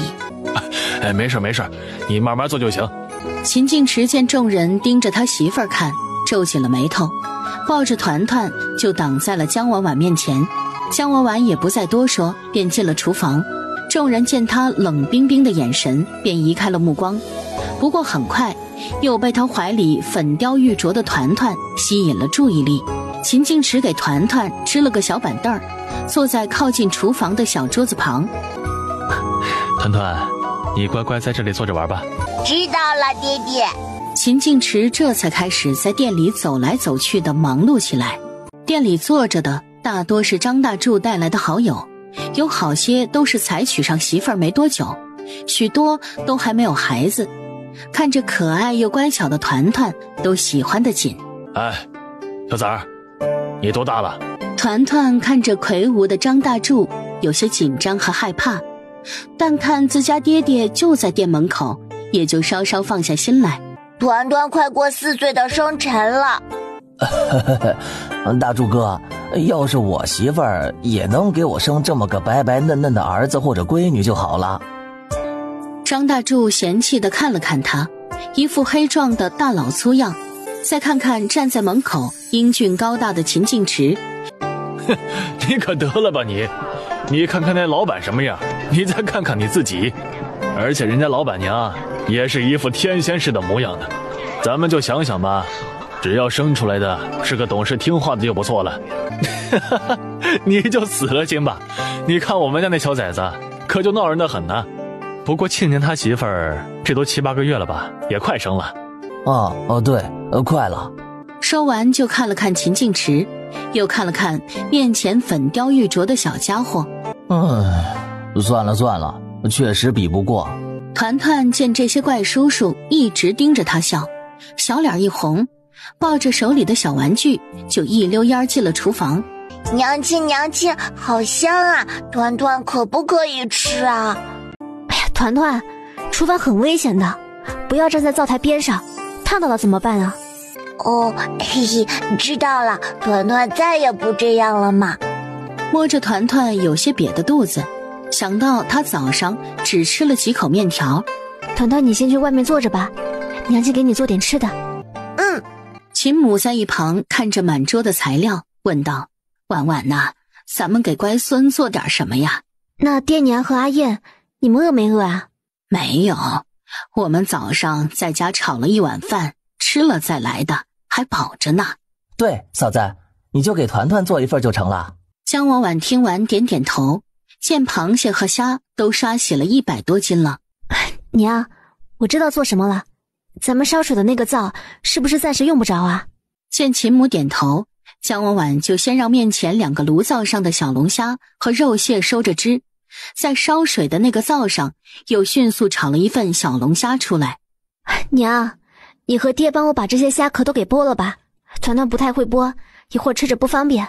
知道了，你快去看着灶上客人的虾吧。好。秦敬燕把小龙虾和肉蟹包都端出去，江婉婉又立刻把第2份炒好，让他们慢慢炖着收汁，接着就把秦父秦母他们剥完壳的小龙虾又给2次加工了一下。不一会儿，一份鲜香扑鼻的小龙虾盖浇饭就做好了。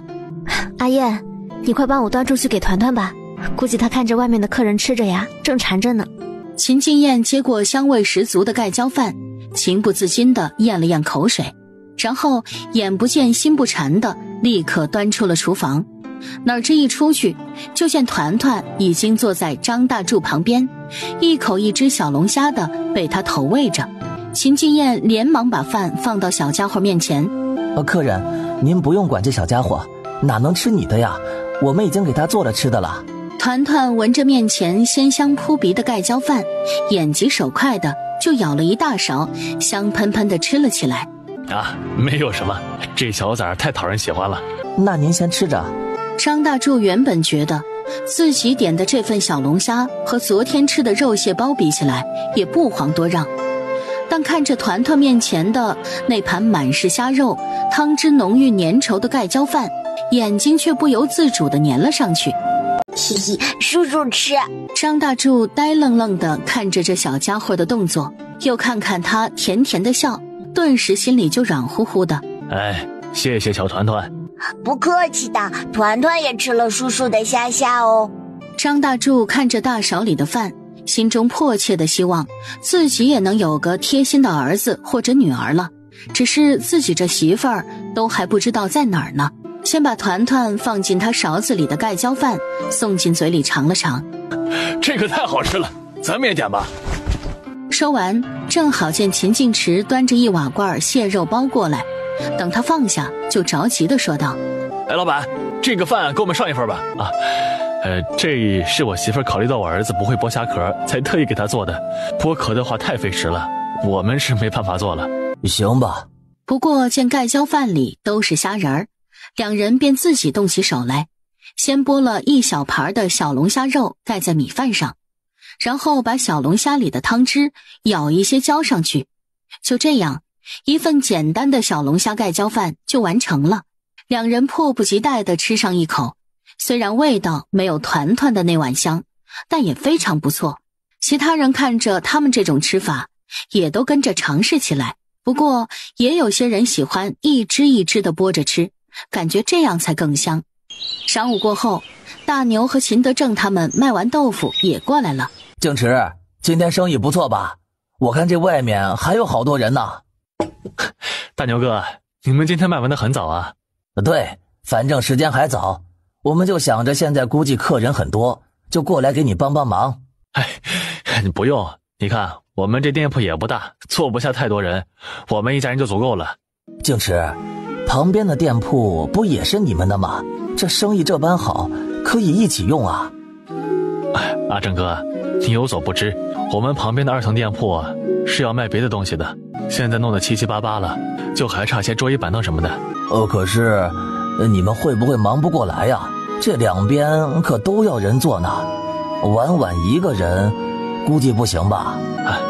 我们卖的比较简单，不用晚晚一直在的。那静池，既然用不着我们，那我们就先回去了。你们都还没吃饭呢吧？进来坐着尝尝吧。我们吃了面才过来的。那大牛哥，你们路上慢些，我先去忙了。好。两人走出店铺，听着有几人激烈地讨论着麻辣小龙虾好吃还是蟹肉包好吃，都露出了微笑。秦德正笑道：静池他们这生意可真是好啊，不过还是他媳妇儿能干，什么东西都能做得异常美味。谁说不是呢？咱们也是托了他们的福，如今家里也攒了些银子了。我打算呀，明年开春就盖新房，等农忙结束就把我家狗蛋儿给送去学堂，我家2娃也一起送去，静池家里的小团团应该也会送去，到时候几个小崽子一起上下学，也不怕被人欺负了去。两人回去的路上都在热烈地讨论着以后的打算，时间过得飞快，很快就到了家。江婉婉这边虾蟹都卖了200斤，就打算歇业了。等客人都送走了，大家正打扫着，就突然又冲进来了几个人。老板老板娘，你们先别关门呐，再给我们做一份吧。昨天沈岩带了些小龙虾去了我家，说什么会过敏，就舍得给我吃了1个。今天家里又有事儿，弄得现在我们才出来。你们以后可得早些来，我们还急着回家呢。说吧，吃什么？我们这些人吃多少合适啊？麻辣小龙虾和肉蟹包都吃的话呢，就一样来4斤吧。成，那就按你说的上。秦静燕原本要顺路去给李雪珍他们送1瓦罐肉蟹包的。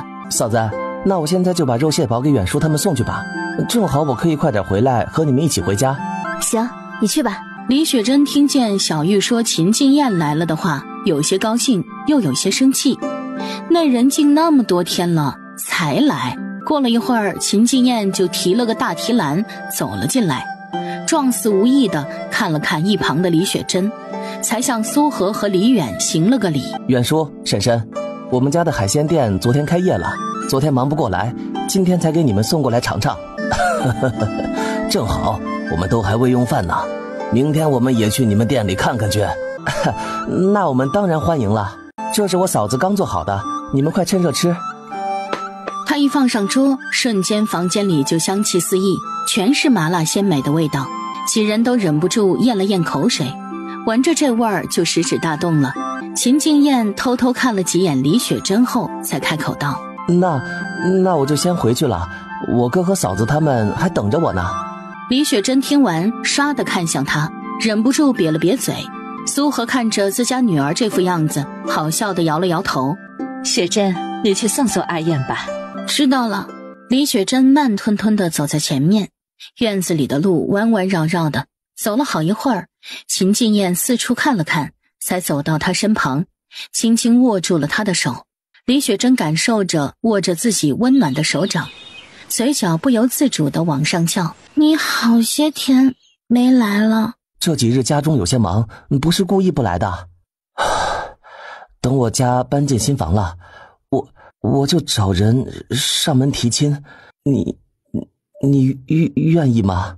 李雪珍心脏猛烈地跳动着，像是紧张又似是欢心。你以后会对我好吗？当然了，以后你说什么便是什么，你让我干嘛我就干嘛。李雪珍笑了笑，这算什么答案？不过看他紧张不已的样子，又觉得他好像心里眼里都是自己。他往前走了走，在秦静燕渐渐沮丧起来的时候，才轻声开口：我愿意的，你早点来。说完，就在他脸颊上印上一个吻，而后脸色通红地跑回去了。秦静燕怔愣在原地，呆呆地看着少女灵动的背影，直到李雪珍消失在转角处，才慢慢回过神来。激动又欢喜地上扬着嘴角，依依不舍地站了好一会儿，他才步履轻快地朝前面的大门走去。快过来坐下，菜都要凉了。等他坐下，二人才看到他通红的脸。李远看着他这副样子，皱了皱眉。两人这还没定亲呢，那个小子。苏荷淡笑不语。那秦敬燕是个好的，他也乐得两人多接触。要是能早日成婚，说不准还能早早的生个小外孙，给他们夫妻俩玩呢。见两人你一个虾我一块蟹的大快朵颐着，李雪珍心不在焉地吃着饭，过了好一会儿才吞吞吐吐：爹娘，我秦敬燕说她再过段时间就来提亲。苏荷倒是心情不错，李远听着这话却感觉莫名的难受。自家养了这么多年的闺女，以后可就是别人家的了。好了，你想想，雪珍要是和那秦敬燕成了婚，说不得第2年就能给咱生个小外孙呢。我看秦敬燕兄弟俩长得很像，估计生个外孙也和小团团一样乖巧可爱呢。说完他就不住地笑着，脑海里全是缩小版的小团团。娘，你说什么呢？李远听着苏荷的话，瞬间心情就好起来了，只觉得那秦敬燕非常不错。我和娘啊都商量好了，咱们把新房好好装饰一下，正好你们成亲好用。嫂子，辛苦你和娘帮我安排了。这有什么呀？以后呢，雪珍嫁过来，你可得好好待人家了。人家是县令的女儿呢，愿意嫁到咱们家呀，就说明她是很喜欢你的，可别寒了她的心啊。嫂子你放心，我知道怎么做的。正好炉灶上又一份蟹肉包炖好了。好了，不说了，你快帮忙端出去吧。原本给王灵芝他们做好了，姜婉婉都开始整理灶台了，结果沈岩就带着他们一家都过来了。姜婉婉也不好拒绝，只能又继续给他们做了。爹娘，你们快尝尝，这个汤汁拌着米饭可好吃了。沈岩弄完就立刻给自己也来上一份啊，好吃。哎呀，真不错，咱们县里可没有哪家酒楼能做这般好吃的东西呢。我上次啊去王夫人家做客，他们家从京都请了个大厨回来，我吃着那大厨做的菜，感觉远不如这个呢。你们要是喜欢，以后常来啊。不过夫人您可以多吃点虾，少吃点蟹。我嫂子说螃蟹是什么寒性的，女子不能多吃呢。虾也很好吃哦。沈母看着可爱的团团，心中喜爱的紧。知道了，以后啊我就多点小龙虾。团团甜甜地对他笑了一下，就又窝在他小叔叔怀里，兴致勃勃地继续玩起了小玩具。等王灵芝和沈岩他们都吃完，秦敬池和秦敬燕就立刻把店铺门给关了，在店里收拾收拾。秦敬池抱着团团，姜婉婉他们就跟在他旁边，一家人这才回家。一到家，秦父秦母就火急火燎的要回去了。婉婉呐，咱们家的猪还是请你王婶帮忙喂的，我只让她晌午的时候帮忙，这晚上还得咱们自己回去喂呢。我和你爹就先回去了。娘，那你们去喂完猪就快点回来吧，我做饭等你们。咱们只是晌午随便吃了点，估计也都饿了。行。秦敬燕在屋里带着团团玩，秦敬池就和姜婉婉去了厨房。看着厨房里没剩什么菜，只有点五花肉什么的，姜婉婉想了想，就去了厨房外的简易小棚里，摘了几个西红柿，又扯了一把蒜苗才回来。你这是哪里买的种子呀？我还从没见过呢。我见你天天宝贝的看着，我还以为是什么特别珍贵的水果呢。这是很好吃的蔬菜，是在县城偶然买到的种子，不过也可以当水果吃了。秦敬池点点头，有些期待起它的味道了。姜婉婉也不管他想什么，开始准备起菜来，先把米饭蒸上，好让秦敬池帮忙切五花肉，自己则是处理起了西红柿，又切了些葱姜蒜和辣椒，就差不多了。正好秦敬池已经把五花肉都给切好了，锅中加入少量的水，把五花肉倒进去，煸炒出大多数的油分，然后把肉推到锅边，加入姜蒜、辣椒和花椒，爆香之后，均匀地翻炒着肉片，然后加入蒜苗，继续翻炒，最后再调味儿。一道简单的回锅肉就炒好了。快尝尝，这五花肉的肥肉啊，不是特别多的，闻着特别香。秦晋池低头把肉叼进嘴里，嚼了几下，就迅速咽下了肚。特别香。我先放在炉灶上温着，要热乎乎的下饭才更好吃呢。哎，好。姜婉婉等他把自己的头发拨弄好，才开始做别的菜。这时，另一个灶台上的米饭也蒸熟了。晋池，你先把菜端过去吧，我把米饭舀进木桶里，一会儿就过去。行。姜婉婉端着饭进屋时，团团正趴在桌子上，好奇地闻着番茄炒蛋，然后又闻闻糖拌番茄。看着姜婉婉进来，放下米饭，连忙跳下椅子。娘亲，别自己往下跳啊！娘亲跟你说了，这椅子有些高，不小心摔到了可怎么办啊？团团以后不这样了。说吧，刚刚想和娘亲说什么？娘亲，这是小棚子里的红果果吗？咱们团团可真聪明，娘亲都做成菜了，还能认得出来。团团当然知道了，娘亲你跟团团说过，红果果可以用来炒蛋蛋，团团都记住了。看着他这副自信的样子，姜婉婉和秦晋池笑着对视一眼。自家这小家伙是什么品种的小可爱呀，也太萌了。秦晋燕在一旁听着他们的话，有些惊讶地看着桌上用番茄做的菜，暗暗决定一会儿坚决不吃。他可是悄悄地摘过一个尝过，那味道别提多怪了，一会儿还是只吃香喷喷的肉好了。娘亲，爷爷奶奶回来了，我们吃饭饭吧。然后指着糖拌番茄，团团想要甜甜的果果。好，娘亲夹给团团吃，先尝尝看喜不喜欢。团团原本以为番茄就是甜甜的果子，结果嚼了几下就皱起了眉，慢慢的又松开了眉头。娘亲，这个果果味道好奇怪呀。姜婉婉笑了笑，她就知道第一次吃肯定不太习惯，于是就给她舀了一勺番茄炒蛋。团团再试试这个，番茄炒熟了，应该更容易接受一些。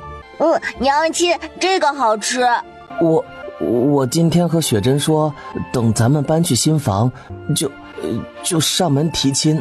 见爹娘诧异地盯着他，他又继续道：是嫂子说的，而且我阿哥和嫂子给我的工钱，我可都存着呢，有20多两了。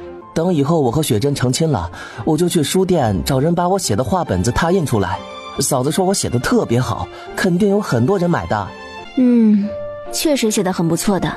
以后条件再好些，你和雪珍啊就开一家书店，正好雪珍也念了好些年的书了，你们俩一起写写东西，日子估摸着也是很不错的。秦金燕听着他的话，脑海里全是对以后的构想。嫂子说的对。秦父秦母虽然害怕李雪珍嫁过来过不惯他们的苦日子，但想着家里在一步步变好，姜婉婉还贴心地安排着这些事，也就不再说什么了。总之是儿孙自有儿孙福，不过现在考虑这些还比较早，他们还得先把新房给布置好才是要紧事。娘，前几日晋池他师傅呀，把咱们的家具都送过来了。明天咱们在县城里多买点布料和棉花吧，回来缝我上次跟你说的那种垫子。行，我看你说的那沙发又长又宽的，估计咱们要买10几斤的棉花才行呢。娘，你觉得需要多少，咱们就买多少吧。两人又继续聊了一会儿要做的款式什么的，时间就已经过去了半个时辰。婉婉呐，这天色也晚了，我看乖孙都困了，我们就先回去了啊。娘，那你们回去慢点，我送送你们。刚起身就不小心扯到了腰腹，一阵酸痛感传来。今天一直在忙，他就忽略了疼痛感，坐了这么久，突然站起来可不就疼了吗？不用送了，也没多远的路，再说了还有阿燕呢，你们也忙了一天，快收拾收拾休息吧。说完就拉着秦父和秦静燕回去了。是不是还特别疼啊？都怪我，你先别动，我帮你擦擦脸。说完就把洗脸的帕子浸湿拧干，给他仔细擦了擦脸，又去给团团仔细擦了擦，就把帕子拧干晾起来，接着端过另一盆稍烫一些的热水，抓着江婉婉的脚踝就要帮她脱鞋。你别，我自己来就好了。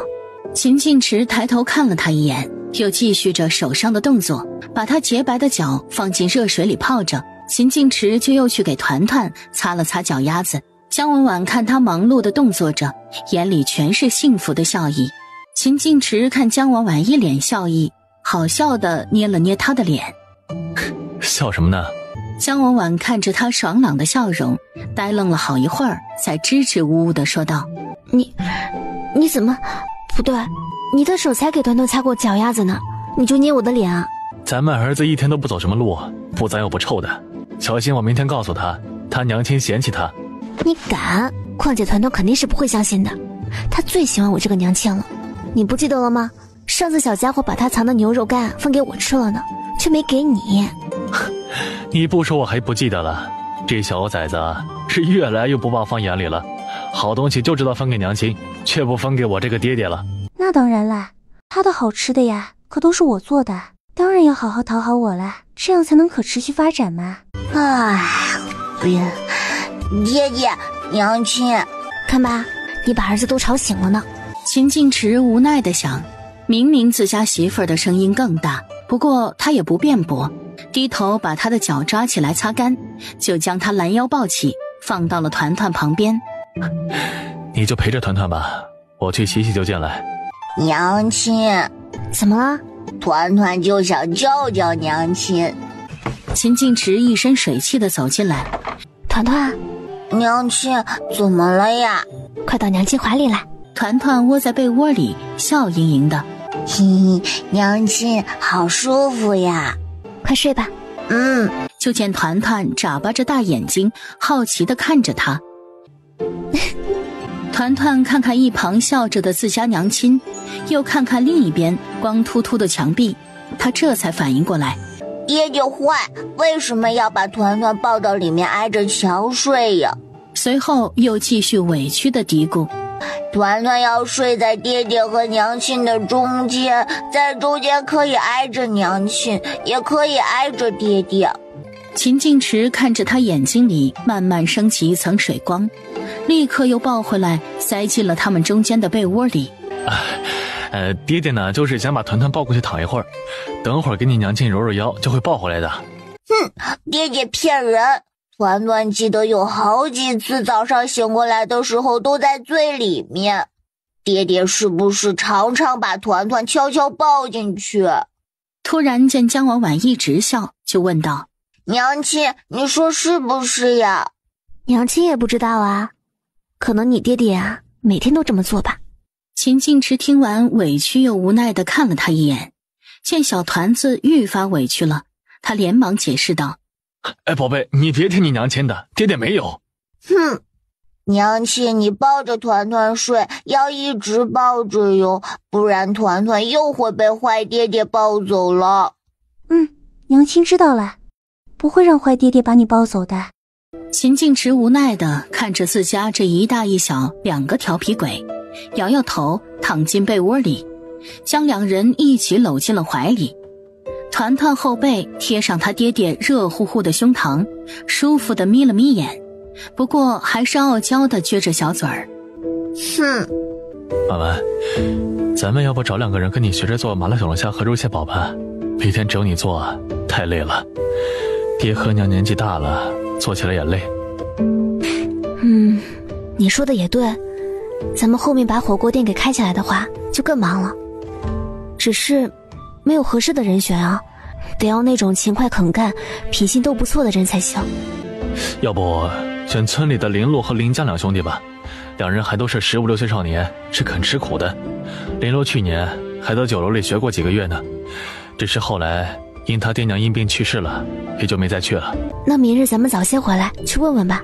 娘亲，我知道林江叔叔，他以前还给团团吃饼饼呢。是吗？那团团有没有谢谢林江叔叔呀？当然了，团团说了以后，林江叔叔还摸团团的头，说团团特别乖呢。那咱们团团可真懂事啊。团团当然懂事了，都是娘亲教的。秦晋池无奈地看了江婉婉一眼，得，这小家伙还生着气呢。江婉婉无声地笑了一会儿，就拍着团团的小屁股哄睡了起来。团团嘴角翘着，在他的轻拍下，慢慢的就困了起来，小声嘀咕：爹爹可不要把团团抱走。第二日晌午过后，蒋大海就又来送虾蟹了。静池，你快来帮忙搬一下吧，我这2日运气可着实不错，虾蟹都有好几百斤呢，还有一大桶的那个花甲。大海哥，你这次捞的虾可真够肥的，瞧着比上一批还大呢。也是我运气好呢。两人把虾蟹都搬完，秦晋池就把他领进了店里。大海哥，你先坐着，我让婉婉帮你做一份肉蟹煲尝尝，你还没吃过呢。哎，好。蒋大海看着店里店外的客人，惊讶不已。乖乖，这客人也太多了吧。他局促地坐在靠近厨房的地方，没过多久，秦晋池就端着1瓦罐的肉蟹包放到了他面前。大海哥，你先吃着吧，我先去忙了。行，你不用管我。刚吃了一口，他就瞪圆了眼睛，瞬间就呆愣在了原地。他死死地盯着瓦罐里的虾蟹，实在想不通，那么难吃的虫子竟能做成这样的美味。他愣了好一会儿，才继续大快朵颐起来，把汤汁和虾蟹肉都舀一些放到米饭上，一口接一口的。没过多久，瓦罐里就被扫荡了个干净。静池啊，你们这要多少钱呢？大海哥，不用钱，这都是你帮我们捞的，请你吃是应该的。以后啊，你每次来送货就在店里吃了再走。那便谢谢弟妹了，你们做的可太好吃了。那我就先回去了啊。大海哥，钱还没给你结呢，还有你先等一等，婉婉炒一份麻辣小龙虾给你带回去吃。吃得太开心了，都忘了小龙虾估计也特别好吃吧，那我可就等着了。最后蒋大海走出店门时，一只手里攥着一布袋的碎银加铜板，另一只手则是提着江婉婉和秦晋池夫妻俩特意给他做的小龙虾，估计有个4、5斤呢。哎，你这什么东西啊？怎的味道如此香啊？我给曲峰县的一家饭馆送海货，这人家老板特意给我做了带回家吃的，香吧？那个可不可以卖些给我呀？我尝个味儿。那可不行，得给我娘子他们带回去尝尝呢。你实在想吃，就去曲峰县的安安海鲜店去买。不过你可得去早点，人家客人都排队呢。算了，我下次自己买便是了，还能吃最新鲜的呢。完了，忘记和大海哥说了，得让他多捞点。咱们这每天都得200多斤的虾和200多斤的蟹呢，这完全不够啊。没事，别急，等他过2天来再说吧。也不知道他一个人能不能捞得了这么多。也只能这样了。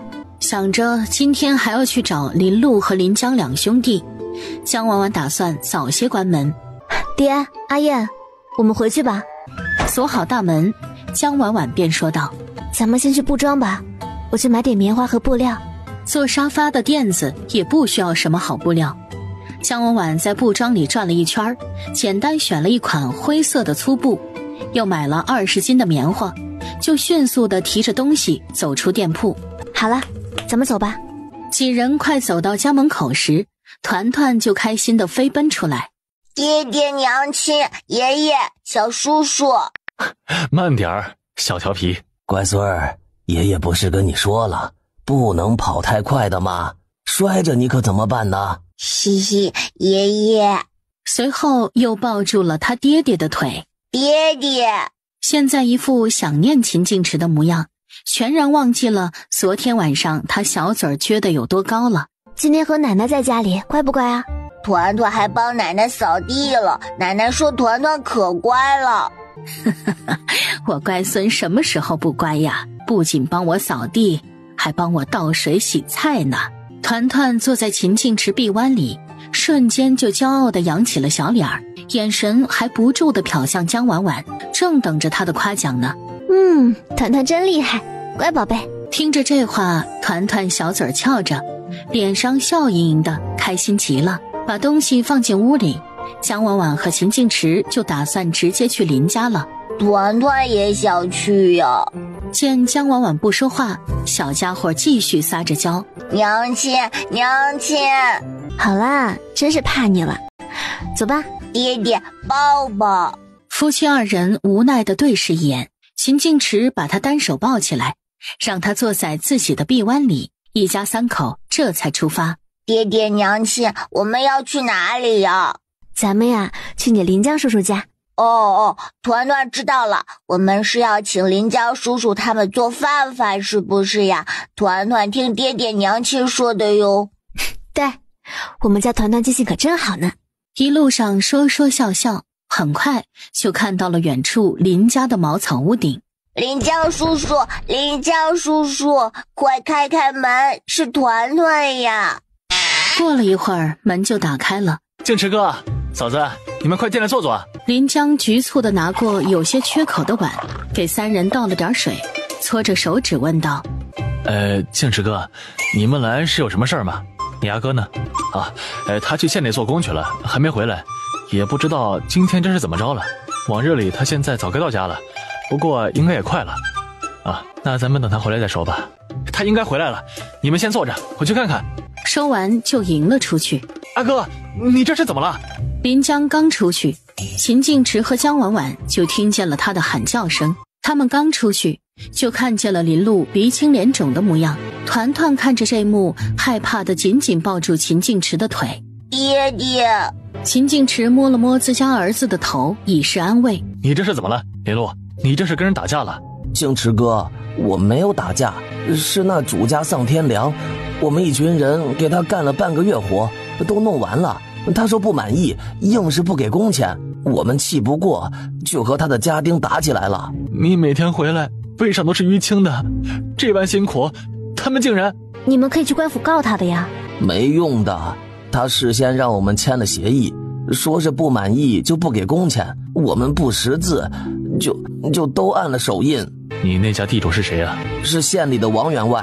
秦静池点点头，他打算有机会还是跟李远说说这个事儿。那人这般嚣张，估计这种事没少做，说不准还有好多被坑害的人呢。你也别在外面站着了，我们送你去医馆找郎中看看吧。我没事，就是些皮外伤，养几日就没事了，用不着去医馆。秦静池见他神色坚持，也就不再说什么，随即便和林江一起把他扶进屋里坐下。静池哥，你们有事吗？我们在县里开了家卖吃食的饭馆，现在只有我媳妇儿会做，她一个人太累了。我和我阿弟还有我爹都不太会做吃的，我娘身体呢估计也吃不消。我们就想着你以前不是还在县里的酒楼里学过吗？所以就想问问你和林江愿不愿意去我家店里去做学菜，以后就定我媳妇儿的位置。放心，工钱什么的都不会少的。你们学的过程中，主要还是帮忙打杂，工钱会低一些，每个月2两银子。等能上手了，工钱就会提到3两银子了。兄弟二人呆愣地看着他们夫妻俩，一时都没有反应过来，竟然还有这种好事降临到他们头上。这是真的吗？静池哥，你没说笑吗？我们说的都是真的，不过你们去的话呢，得签个协议，以后在我家这儿学了手艺是不能传出去的。我们肯定不会传出去的，嫂子，你们放心。对，我们很感激你们给我们兄弟2人这个机会的，不会做那忘恩负义的事儿。那既然你们都愿意，那等林露在家里养2天，你们2个人就到店里帮忙吧。静池哥，不用，我们明天就能去的。不急，养好伤再来便是。林露见他的眼神落在了自己伤了的腿上，局促不已。那好吧。回去的路上，团团话也不说了，被秦静池抱在怀里，小手紧紧地搂着他爹爹的脖子，眼睛里还微微泛着水光。宝贝别怕，没事的，林露叔叔呢就是不小心受伤了，过几天就会好的。以后爹爹和娘亲不可以受伤，不可以痛，团团会很难过的。宝贝放心，爹爹和娘亲会好好的，不会让我们团团伤心的。团团宝贝别伤心了啊，你看娘亲特别健康的，不会受伤的。说完他还蹦了几下，见小家伙终于破涕为笑了，才停下来。团团被自家爹爹娘亲哄着逗着，很快就忘记了伤心事。怎么样，味道还行吧？太好吃了，嫂子，咱们生意以后肯定会特别好的。姜文婉和一旁的秦晋池对视一眼，都轻笑了一声。林露见他们莫名的笑着，有些不解。不过等快到晌午时，他就明白他们在笑什么了。此时兄弟二人呆愣愣地看着店铺里坐满的人，又看看外面排着的长队，震惊不已。最重要的是，秦晋池只记下几十个人的名字，就说剩下的人明天再来。看着后面没排到的客人都在哀嚎。晋池哥，还有这么多客人呢，咱们怎么就不做了？因为我们的虾蟹不够了，而且你嫂子也忙不过来。再一个就是如果我们每天都给所有客人做，那他们岂不是多吃几天就腻了？哦，这样啊。好了，你快进厨房跟你嫂子学习吧，这有我呢。好。这边觉得虾蟹不够，而另一边的蒋大海也在发愁。自从上一次他去送了虾蟹之后，秦晋池和姜婉婉就让他以后多送一些。他把这些烦心事儿在家里提了一嘴后，你这个脑壳怎么这般死板？蒋大海委屈地看了看他媳妇儿。咱们村里也有好几家人经常去海里捞东西，怎么可以让他们捞起来卖给我们呀？就按2文钱的价格收，有的是人愿意卖呢。咱们这边也继续捞，到时候不是还能多挣些吗？蒋大海听完立刻反应过来，双眼发光的抱着他媳妇儿转了个圈儿，就兴奋地出门找人去了。不过想到秦晋池他们只让他多送1倍的量，就只去找了村东头的黄家。远远的就看见黄有才他们正对着一张大网发愁，大网里赫然就是虾蟹之类的海货。黄三叔，你们这是干嘛呢？怎么愁眉不展的？你看看，我都不知道如何是好了。每日一下海就捞上来一堆虫子，要是能有几条鱼，好歹还有点肉，勉强也能吃。所以这样东西我都打算拖回去喂喂鸡。这可是好东西啊，你嫌弃的话就卖给我吧。这玩意儿你还买？你自己不也是捞鱼的吗？应该能捞很多才对啊。我捞的不够，你别管别的，2文钱1斤我都收了，怎么样？黄有才和他儿子听着这话都忍不住瞪大了眼睛。黄有才把他仔仔细细打量了个遍，过了一会儿才开口道：你是不是脑子有毛病啊？就这你可仔仔细细看清楚了，这都是些有硬壳的虫子，没肉的。蒋大海无奈地笑了笑，想当初他也是这样想的，这些虫子哪能吃啊？但人家姜婉婉就能用它们做出那样的美味。黄三哥，我真有用，你不用管，只管卖给我就成。还有啊，咱们村后那些小溪里面红黑色的，还有钳子的那种虫子，我也要呢。你可以多去捞一些，都卖给我。黄有才嘴角抽了抽，看蒋大海像是看大傻子一样。不过想到这些没人要的东西还能换钱，也就不管这么多了。你收多少啊？一直收。我长期收的，不过要是什么时候不需要了，我会提前说的。行。最后蒋大海把黄有才网兜里的虾蟹都买了去，回去时还乐颠颠的。儿子，你以后可不能像你大海叔这般傻呀，这银子就这么白白的送了出来。知道了爹，我可不会买这种没用的东西。以后啊，你们就住在旁边，晚上也卖小龙虾，到时候你们的工钱我们也会给涨一些的。林露和林江呆愣在了原地，完全没想到旁边的店铺竟然也是他们的，一路上都是懵懵的。林露、林江，你们兄弟俩晚上在我家吃饭吧。你们嫂子做菜很好吃的，不想尝尝吗？林江听见这话犹豫了一会儿，就忙不迭地点了点头。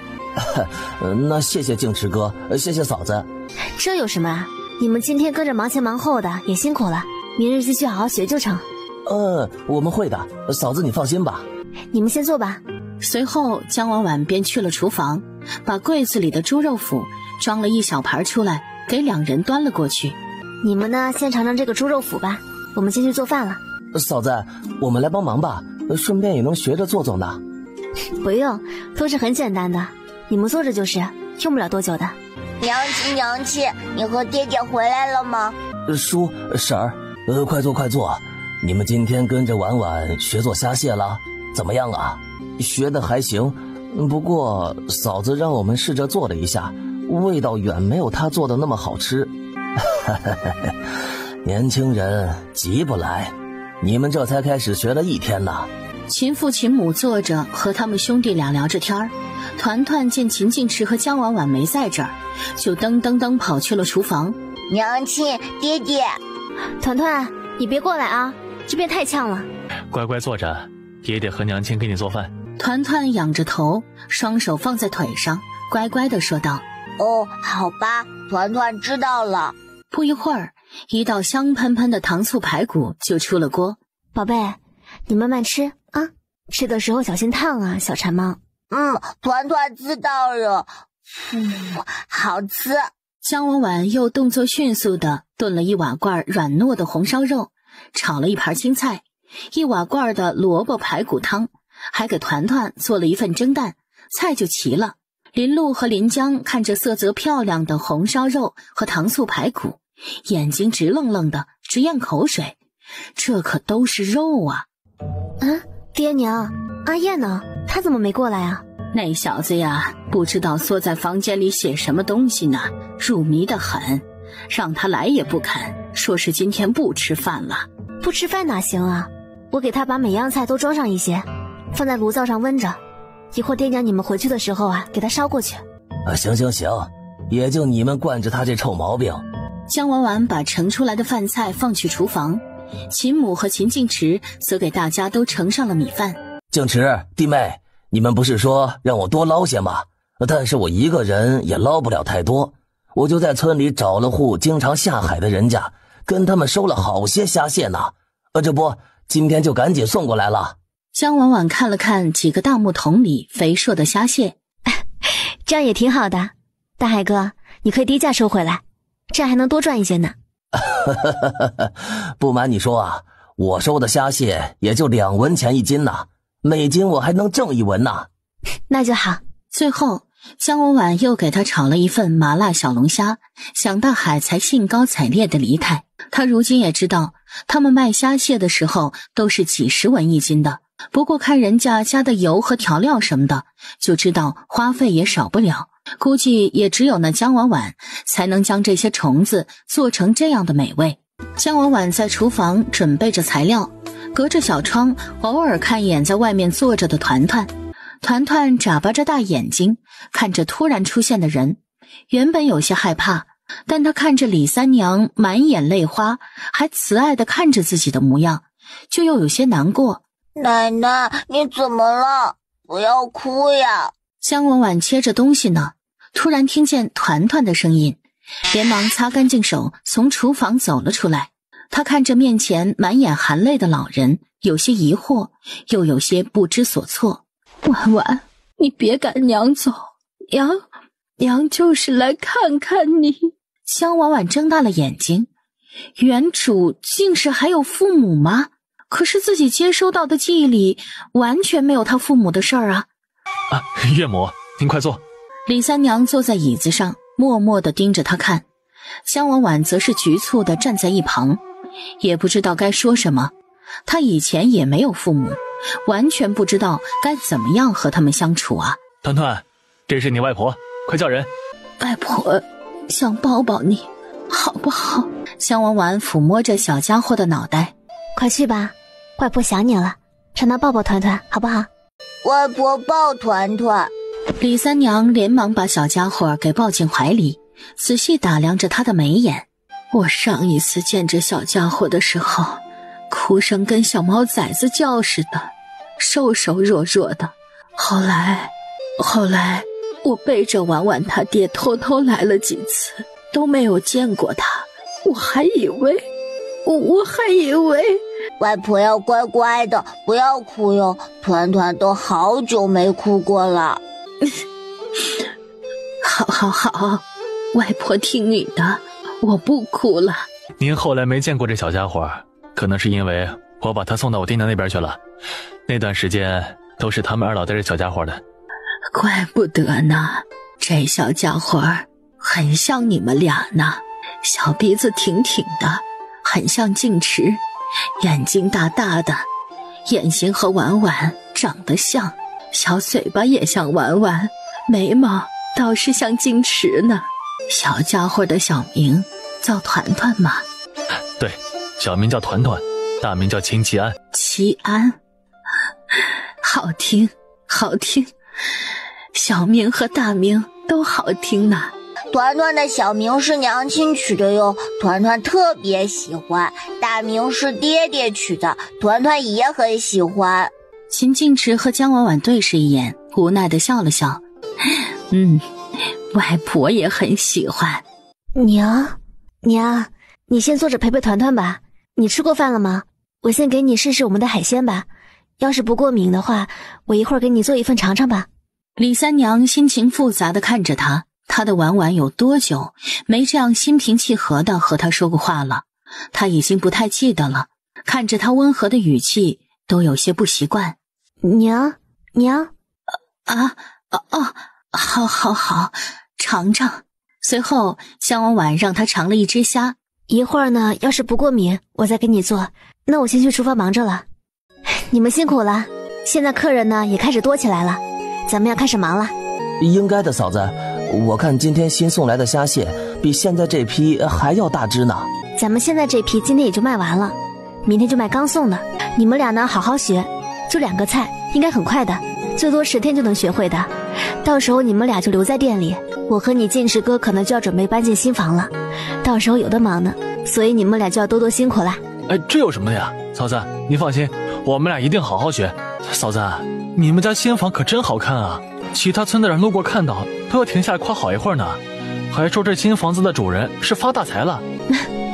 我们那其实就是个2层楼的，第3层空间不大，是打算给我们家团团当玩耍的地方，以后就把那小家伙送去学堂多读点书。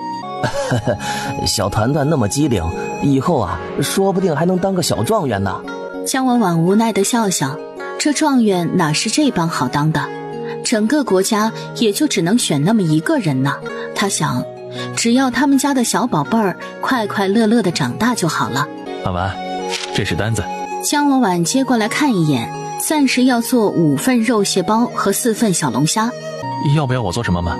静池哥，刚刚我们俩估摸着客人们要来了，就先把这些虾蟹都处理了一些，暂时还够呢。那就行。婉婉，我去隔壁看看，师傅今天早上过来说，已经帮我们把桌椅都放进店铺里面去了。这么快呢？那你先去吧，等些夜以后我再和你一起去看看。江婉婉忙活了一会儿，才走出厨房，对李三娘说道：娘，你刚刚吃完虾蟹以后没什么难受的吧？没有。那行，我给你上一份肉蟹包吧，有蟹也有虾的。一会儿呢，我再给你炒一个麻辣小龙虾，你带回去，和我爹一起吃。好。外婆，团团以前怎么没有见过你呀？你都不来看团团的。对不起，都是外婆的错，以后外婆一定多多的来看团团，再带上你外公，好不好？团团的外公是谁呀？团团的外公就是你娘亲的爹爹。娘亲的爹爹，那外公肯定很喜欢娘亲，因为团团的爹爹也很喜欢团团哟。外婆，团团跟你说，爹爹有的时候好烦人的，经常欺负团团，刚刚还捏了团团的脸。你爹爹捏你脸是因为觉得你可爱，喜欢你。真的吗？可是爹爹不只会捏团团的脸，还会揪团团的鼻子，还会挠团团的痒痒，而且团团还发现爹爹晚上会把团团偷偷地抱去床的最里面，团团最喜欢睡爹爹和娘亲的中间了的。小家伙想到自家那个坏爹爹就更生气了，小嘴高高的撅着。李三娘听完尴尬地笑了笑，一时不知道该说什么。娘，蟹肉包来了，你快尝尝。娘亲，团团和外婆一起吃吧，团团好饿了。好，娘亲给你舀饭。给小家伙端来一小碗饭，姜婉婉又给他舀了些肉和汤汁。娘，你把他放到旁边坐着吧。这小家伙这段时间啊，估计长了好几斤呢，抱着他太累了，还坠手，让他自己用勺子舀着吃。娘亲，团团不重的，爹爹说团团轻轻的，还能一只手抱团团呢，而且他还让团团多吃饭饭。那是因为爹爹力气大，所以可以很轻松的抱起团团。因为我们团团长大了呀，长大呢就是会长高长胖的，像你爹爹一样。以后啊，你还能抱得起娘亲，说不定也能抱得起爹爹呢。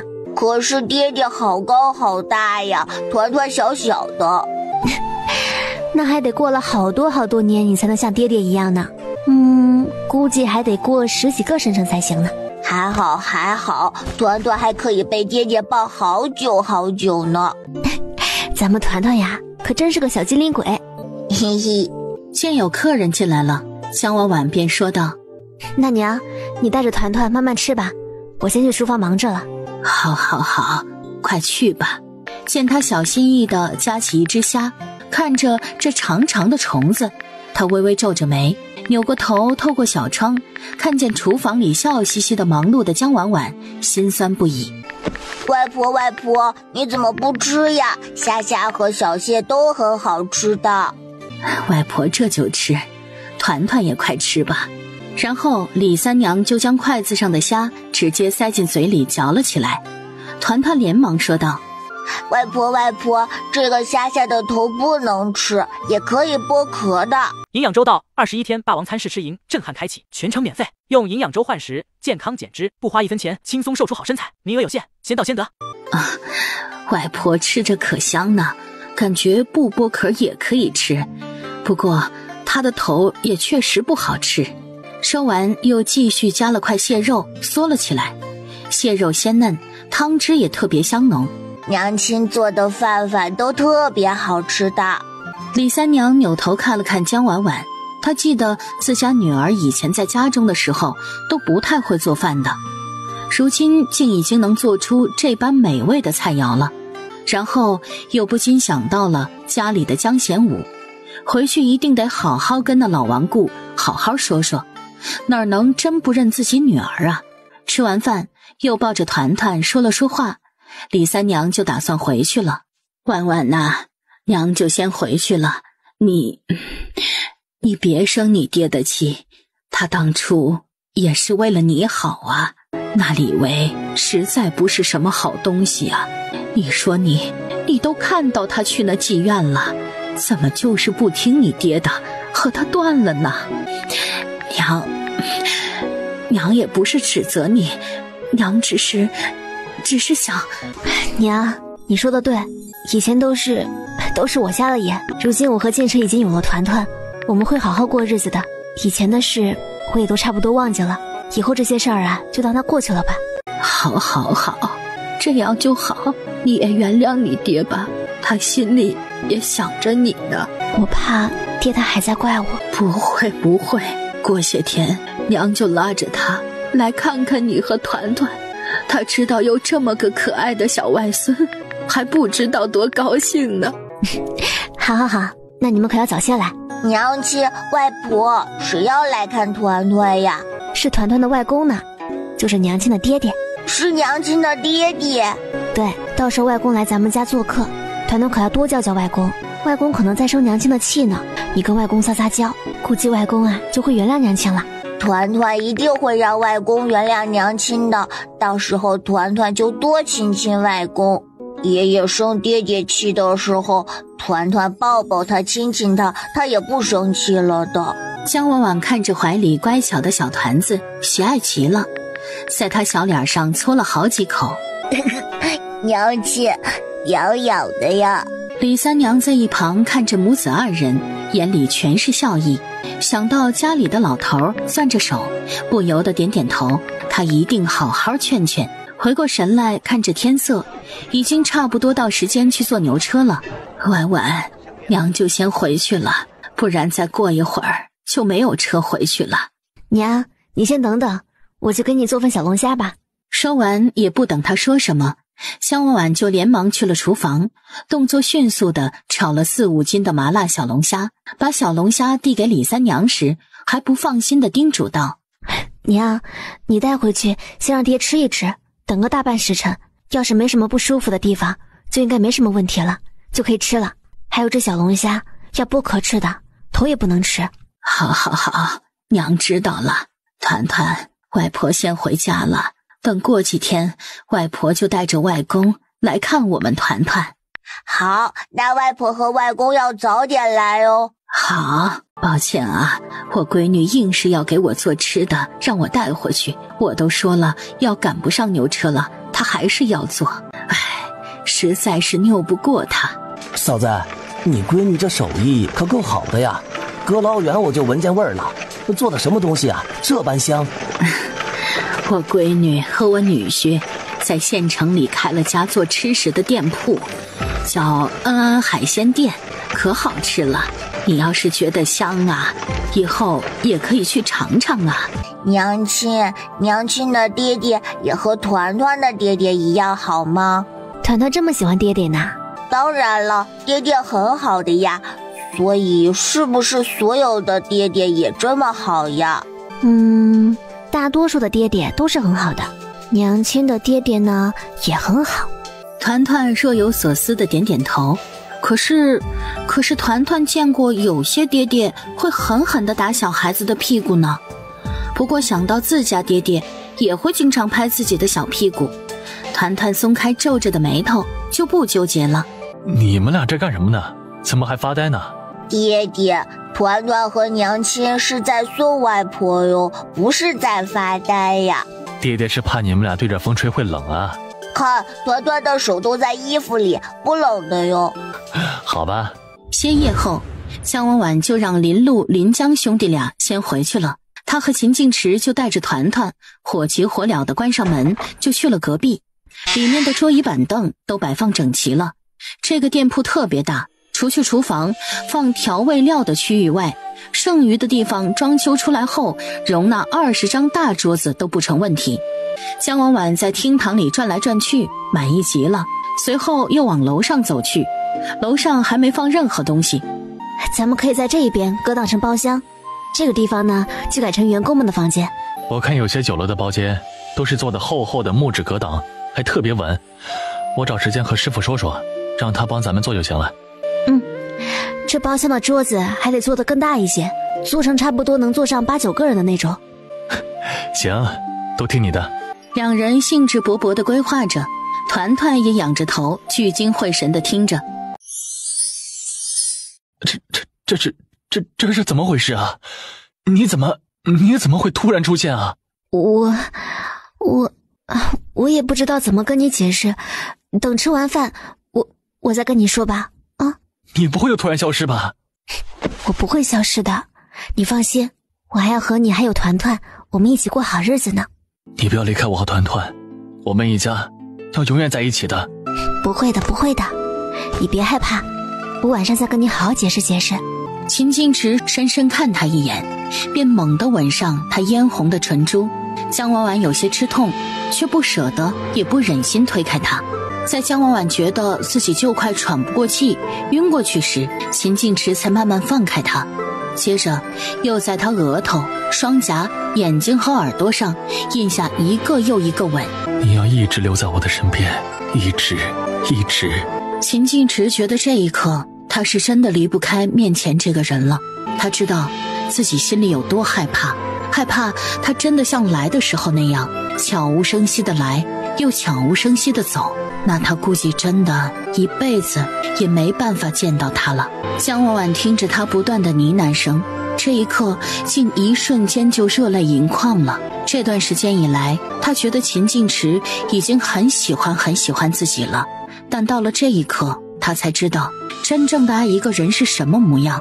原来这个人到了现在才算是真正的爱上自己啊。他心里既委屈又高兴，双手轻轻拍打着秦静池的胸膛，大颗大颗的泪珠从眼睛里滚落出来。娘亲，团团听到你哭了，你怎么了呀？爹爹，坏爹爹，你不要欺负娘亲呀！好了，你好烦人啊！快哄哄我们团团宝贝。哼，娘亲，我们不要理爹爹了，他欺负娘亲。爹爹没有欺负娘亲，团团冤枉爹爹。哼，爹爹骗团团，团团都看见娘亲哭了。爹爹真的没有欺负娘亲，娘亲是觉得我们要搬进新房了才高兴的哭的。爹爹是在安慰娘亲呢。团团不是看见了吗？爹爹还亲了娘亲呢。团团想想，爹爹安慰你的时候是不是也会亲亲你啊？真的吗？爹爹真的不是欺负娘亲吗？团团如今是一点也不相信爹爹了吗？爹爹真是太伤心了。随后便垂下了眼眸，一副被伤透了心的模样。爹爹，对不起嘛，团团也不知道娘亲是高兴了才哭的呀。那团团多亲爹爹几下。好吧，爹爹原谅你了。嘿嘿，爹爹真好。爹爹，团团把脚脚伸到你的肚子上好不好呀？秦静池靠在床头，挑了下眉，就把小家伙抱起来，放在自己怀里，伸出手臂，把江婉婉也搂到旁边。这下暖和了吧？啊，好暖和呀！江婉婉枕在秦静池手臂上，被他一只手揽着腰，整个人微曲着，不一会儿就暖和起来。团团没多久就在他爹爹怀里舒服地酣睡过去。你是不是忘记什么了啊？突然出现的事情啊，不是说晚上跟我说的吗？我和你说了，估计你也不会相信，就是我身上带了个空间，这个空间很宽大，比咱们这个家还要大呢，可以放很多很多东西。你今天看到我突然出现，就是我去空间里拿土豆了，而且没有注意外面的动静就出来了，这才被你撞上。那空间是什么样子啊？我能进去看看吗？应该是不行的，以前末世的时候别人都没有办法进去的，而且也不能在空间里待太久，可能最多2个时辰吧。突然又想到空间里的那把葱，江婉婉想，这空间会不会发生了什么变化啊？你先把团团放下来睡着。秦静池听话照做，下一秒两人就到了空间里。这个便是你说的空间？对，以前别人都不能进来的，我也不知道为什么你却可以。这些都是什么呀？怎么这么多啊？江婉婉打开最近的几个麻袋，这些麻袋里都是粮食。这些粮食都是我从末世带过来的，稻米和玉米之类的呢，可都是特别高产的粮食。等开春了，咱们就想个由头，分出去一些一起种。咱们一家肯定是种不了多少的，而且不只有粮食，还有很多的其他种子。我种的番茄啊，其实也是从这里拿种子出去的。我这儿还有好多水果种子呢，到时候你帮我多种一些，咱们团团肯定爱吃。以后可别再这般单纯了。你在我面前可以什么都说，在外人面前千万不能说，就连爹娘他们都不行，团团也不可以。那小崽子听完之后，估计立马跑去跟他那些小伙伴分享去了。我只跟你说嘛，我又不傻，要是别人的话，打死我也不会说的。好，你不傻，我媳妇儿聪明着呢。接着秦静池便看着异空间的粮食种子说道，这些粮食产量要是很高的话，要大量种植才好。等开春了，我出去一趟，去个几天，想个由头，就说是跟番帮人买的，到时候价格低一点，分一些出去给村长，让他给每一家都分一些种。要不然只有咱们自己种的话，太显眼了，一不小心会招来祸端的。都听你的。秦静池被江婉婉带着在空间里仔细转了一圈，才打算出去。那我们现在要怎么出去呢？秦静池话音刚落，两人就出现在了卧室的床边。江婉婉疑惑地看着秦静池，她还没想到要出来呢，怎么就到卧室了？你是不是可以自己进空间了？不是你带我出来的吗？我没有啊，我还没来得及呢。你快再试试，想着你要进空间，看看会不会成功。秦静池点点头，果真很快便消失了。没过多久，他又出现了。我好像真的可以自己进出了，可是这是为什么呢？可能是因为你是第一个被我带进去的人，空间自动把你认为第2个主人了。不过这也是好事，以后你就可以和我一起进空间了，帮我一起整理空间里的东西了。都交给我。那咱们快休息吧，好晚了，明天还要收拾新房呢。好。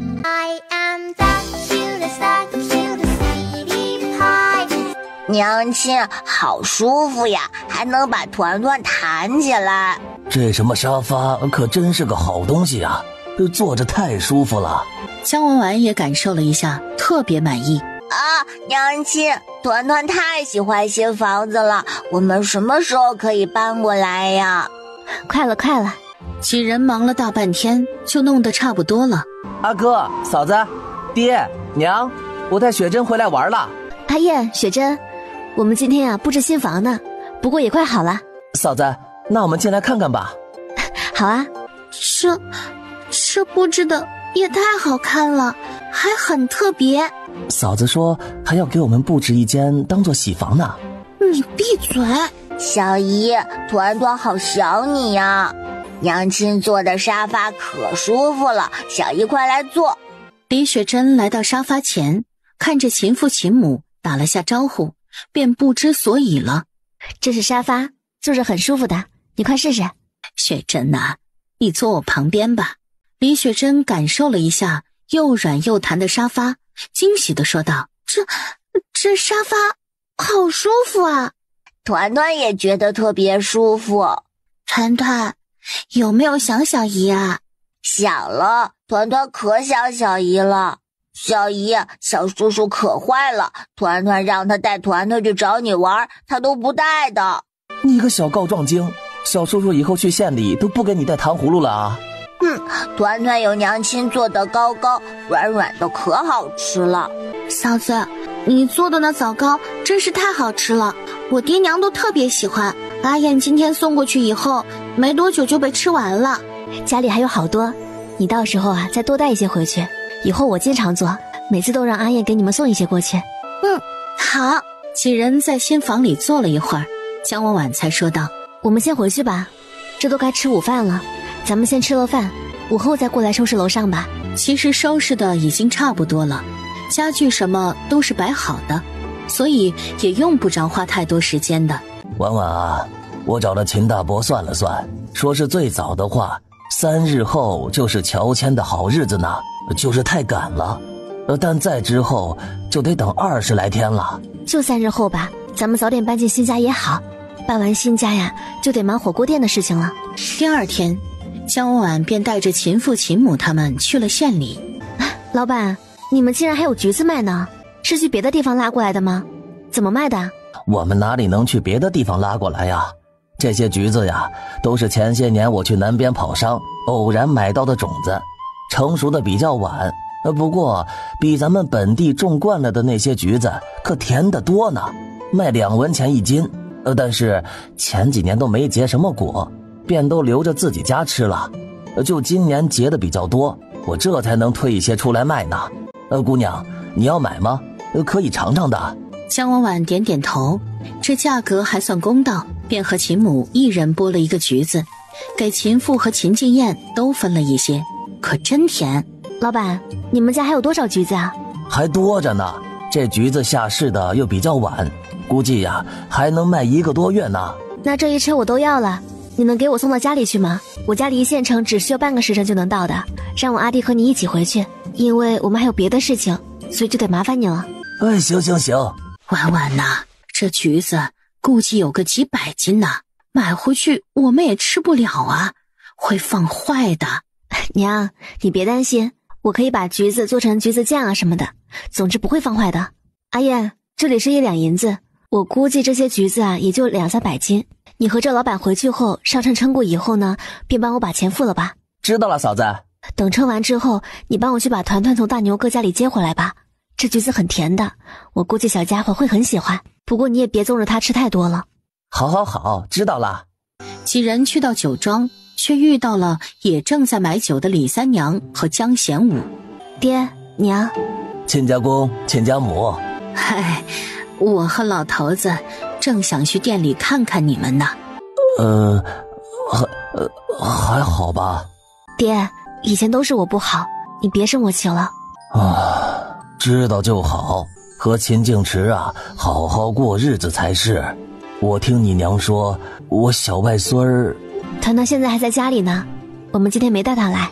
见江贤武失望的表情，他又说道：爹娘，你们今天和我们一起回去吧，家里的新房子都修好了，你们去也可以住下来的，正好团团也想见你们了。江贤武和李三娘高兴地对视一眼，两人都想和江婉婉多说说话，也想见见小外孙呢。知道了江婉婉他们要办乔迁宴，今天是来采买的，李三娘和江贤武就一起帮忙。小叔叔，团团还想吃，再吃一个好不好呀？就一个也不行吗？不行，你娘亲特意交代我，不能让你吃太多橘子的。哼，小叔叔坏，你自己都在吃呢。小家伙坐在一旁的小板凳上，撑着下巴，嘟着小嘴儿，生着闷气。江婉婉在门外把刚刚发生的这一幕看得一清二楚。这小家伙可是个爱吃橘子的，不知道一会儿会怎么撒娇呢？这就是咱们那小外孙儿。对啊，咱们小外孙可爱又好看，还特别乖巧，很像他爹娘呢。团团，娘亲回来了，还有外公外婆也来了呢。团团眼睛亮晶晶的，兴奋地站起来，就扑进了他娘亲怀里。娘亲，娘亲，小叔叔不给团团吃小橘子，他太坏了呀。嫂子，你看，你这小崽子还不相信是你不让他吃的，你可得帮我证证明。团团，我是外公。团团从娘亲怀里抬起头，疑惑又陌生地看向外公。娘亲，这就是娘亲的爹爹，团团的外公啊。团团还记得外婆吗？外婆上次还说要带外公来看你呢。团团记得的，团团想外婆。外公，我的小外孙哟，外公能不能抱抱你呀？好呀。江贤武把他抱进怀里，身体还有些僵硬，他已经好些年没抱过小娃娃了。团团察觉到他的局促和紧张，还伸出小手搂住他的脖子，软软地叫着外公，快进屋坐吧。婉婉也是，怎的还让亲家公和亲家母站着呢？我一时给忘了。把李三娘和江贤武夫妻俩领进屋里坐下，又冲了几杯柚子茶出来，给大家都暖暖身子，然后又去端了一盘红枣糕。爹娘，这是柚子糖、柚子茶和红枣糕，你们都快尝尝。今天见有人卖橘子，便买了些，特别甜。好，娘尝尝。外公，娘亲做的糖糖和糕糕都特别好吃的，小橘子也特别甜哦。小家伙说完就伸出小手去勾桌上离他比较近的红枣糕。团团要吃什么，让外公给你拿就是了。团团帮外公拿的呀，外公快尝尝。咱们团团真乖。见江贤武吃了一口，又继续说道：团团喂外公，外公吃，是不是很好吃的呀？江贤武笑着又握住他的小手，咬了一口枣糕，仔细尝了尝，惊讶地说道：确实好吃，又松又软。团团也吃吧。娘亲，外公说糕糕很好吃哦，娘亲要多做一点，让外公外婆带好多好多糕糕回去吃。爹，我看你和娘都喜欢，之后我多做一些给你们吃。好，这枣糕呀确实很好吃。江婉婉心中莫名的涌起一阵阵欢喜，可能这就是父女连心吧。李三娘也特别喜欢枣糕，还很喜欢蜂蜜柚子茶，小口小口地喝着，喜欢得紧。团团看着大家都在吃东西，就眼巴巴地看着桌上黄澄澄的小橘子，偷偷咽着口水。外公，你悄悄地帮团团剥个小橘子好不好呀？娘亲不让团团吃太多橘子，可是团团好想好想再吃一个呀。啊，真香！哎呀，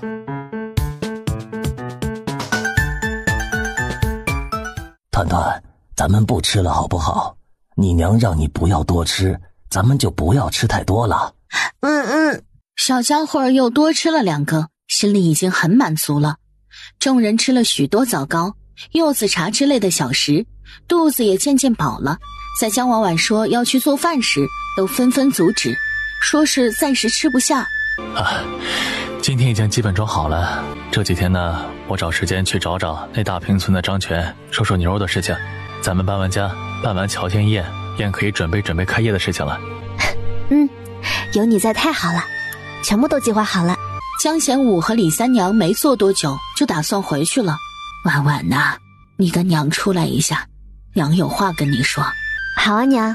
婉婉呐，这是30两银子，当初静池给的彩礼也在这里面呢，爹和娘都给你存着呢，好在现在可以用上了。这钱虽然不多，但你也别嫌弃。你们开那什么海鲜店，估计每个月租金就要不少银子吧？你拿着这银子啊，好歹可以应个急。江婉婉浑身僵硬的，拿着手里还带着李三娘体温的荷包，一时间竟说不出话来。她想说话，但却发不出声音，身体也哭得直发抖。婉婉，婉婉，你别吓娘啊，怎么还发着抖呢？静池！江婉婉连忙捂住了她的嘴，然后紧紧地抱住她。江婉婉靠在比她矮半个头的李三娘怀里，哭了很久很久。江婉婉哭着哭着竟晕了过去。李三娘察觉到她突然脱力般靠在自己肩头，连忙扶住她。婉婉，婉婉，你别吓娘啊！婉婉，快来人呐！老头子，静池，你们快来啊！婉婉晕过去了。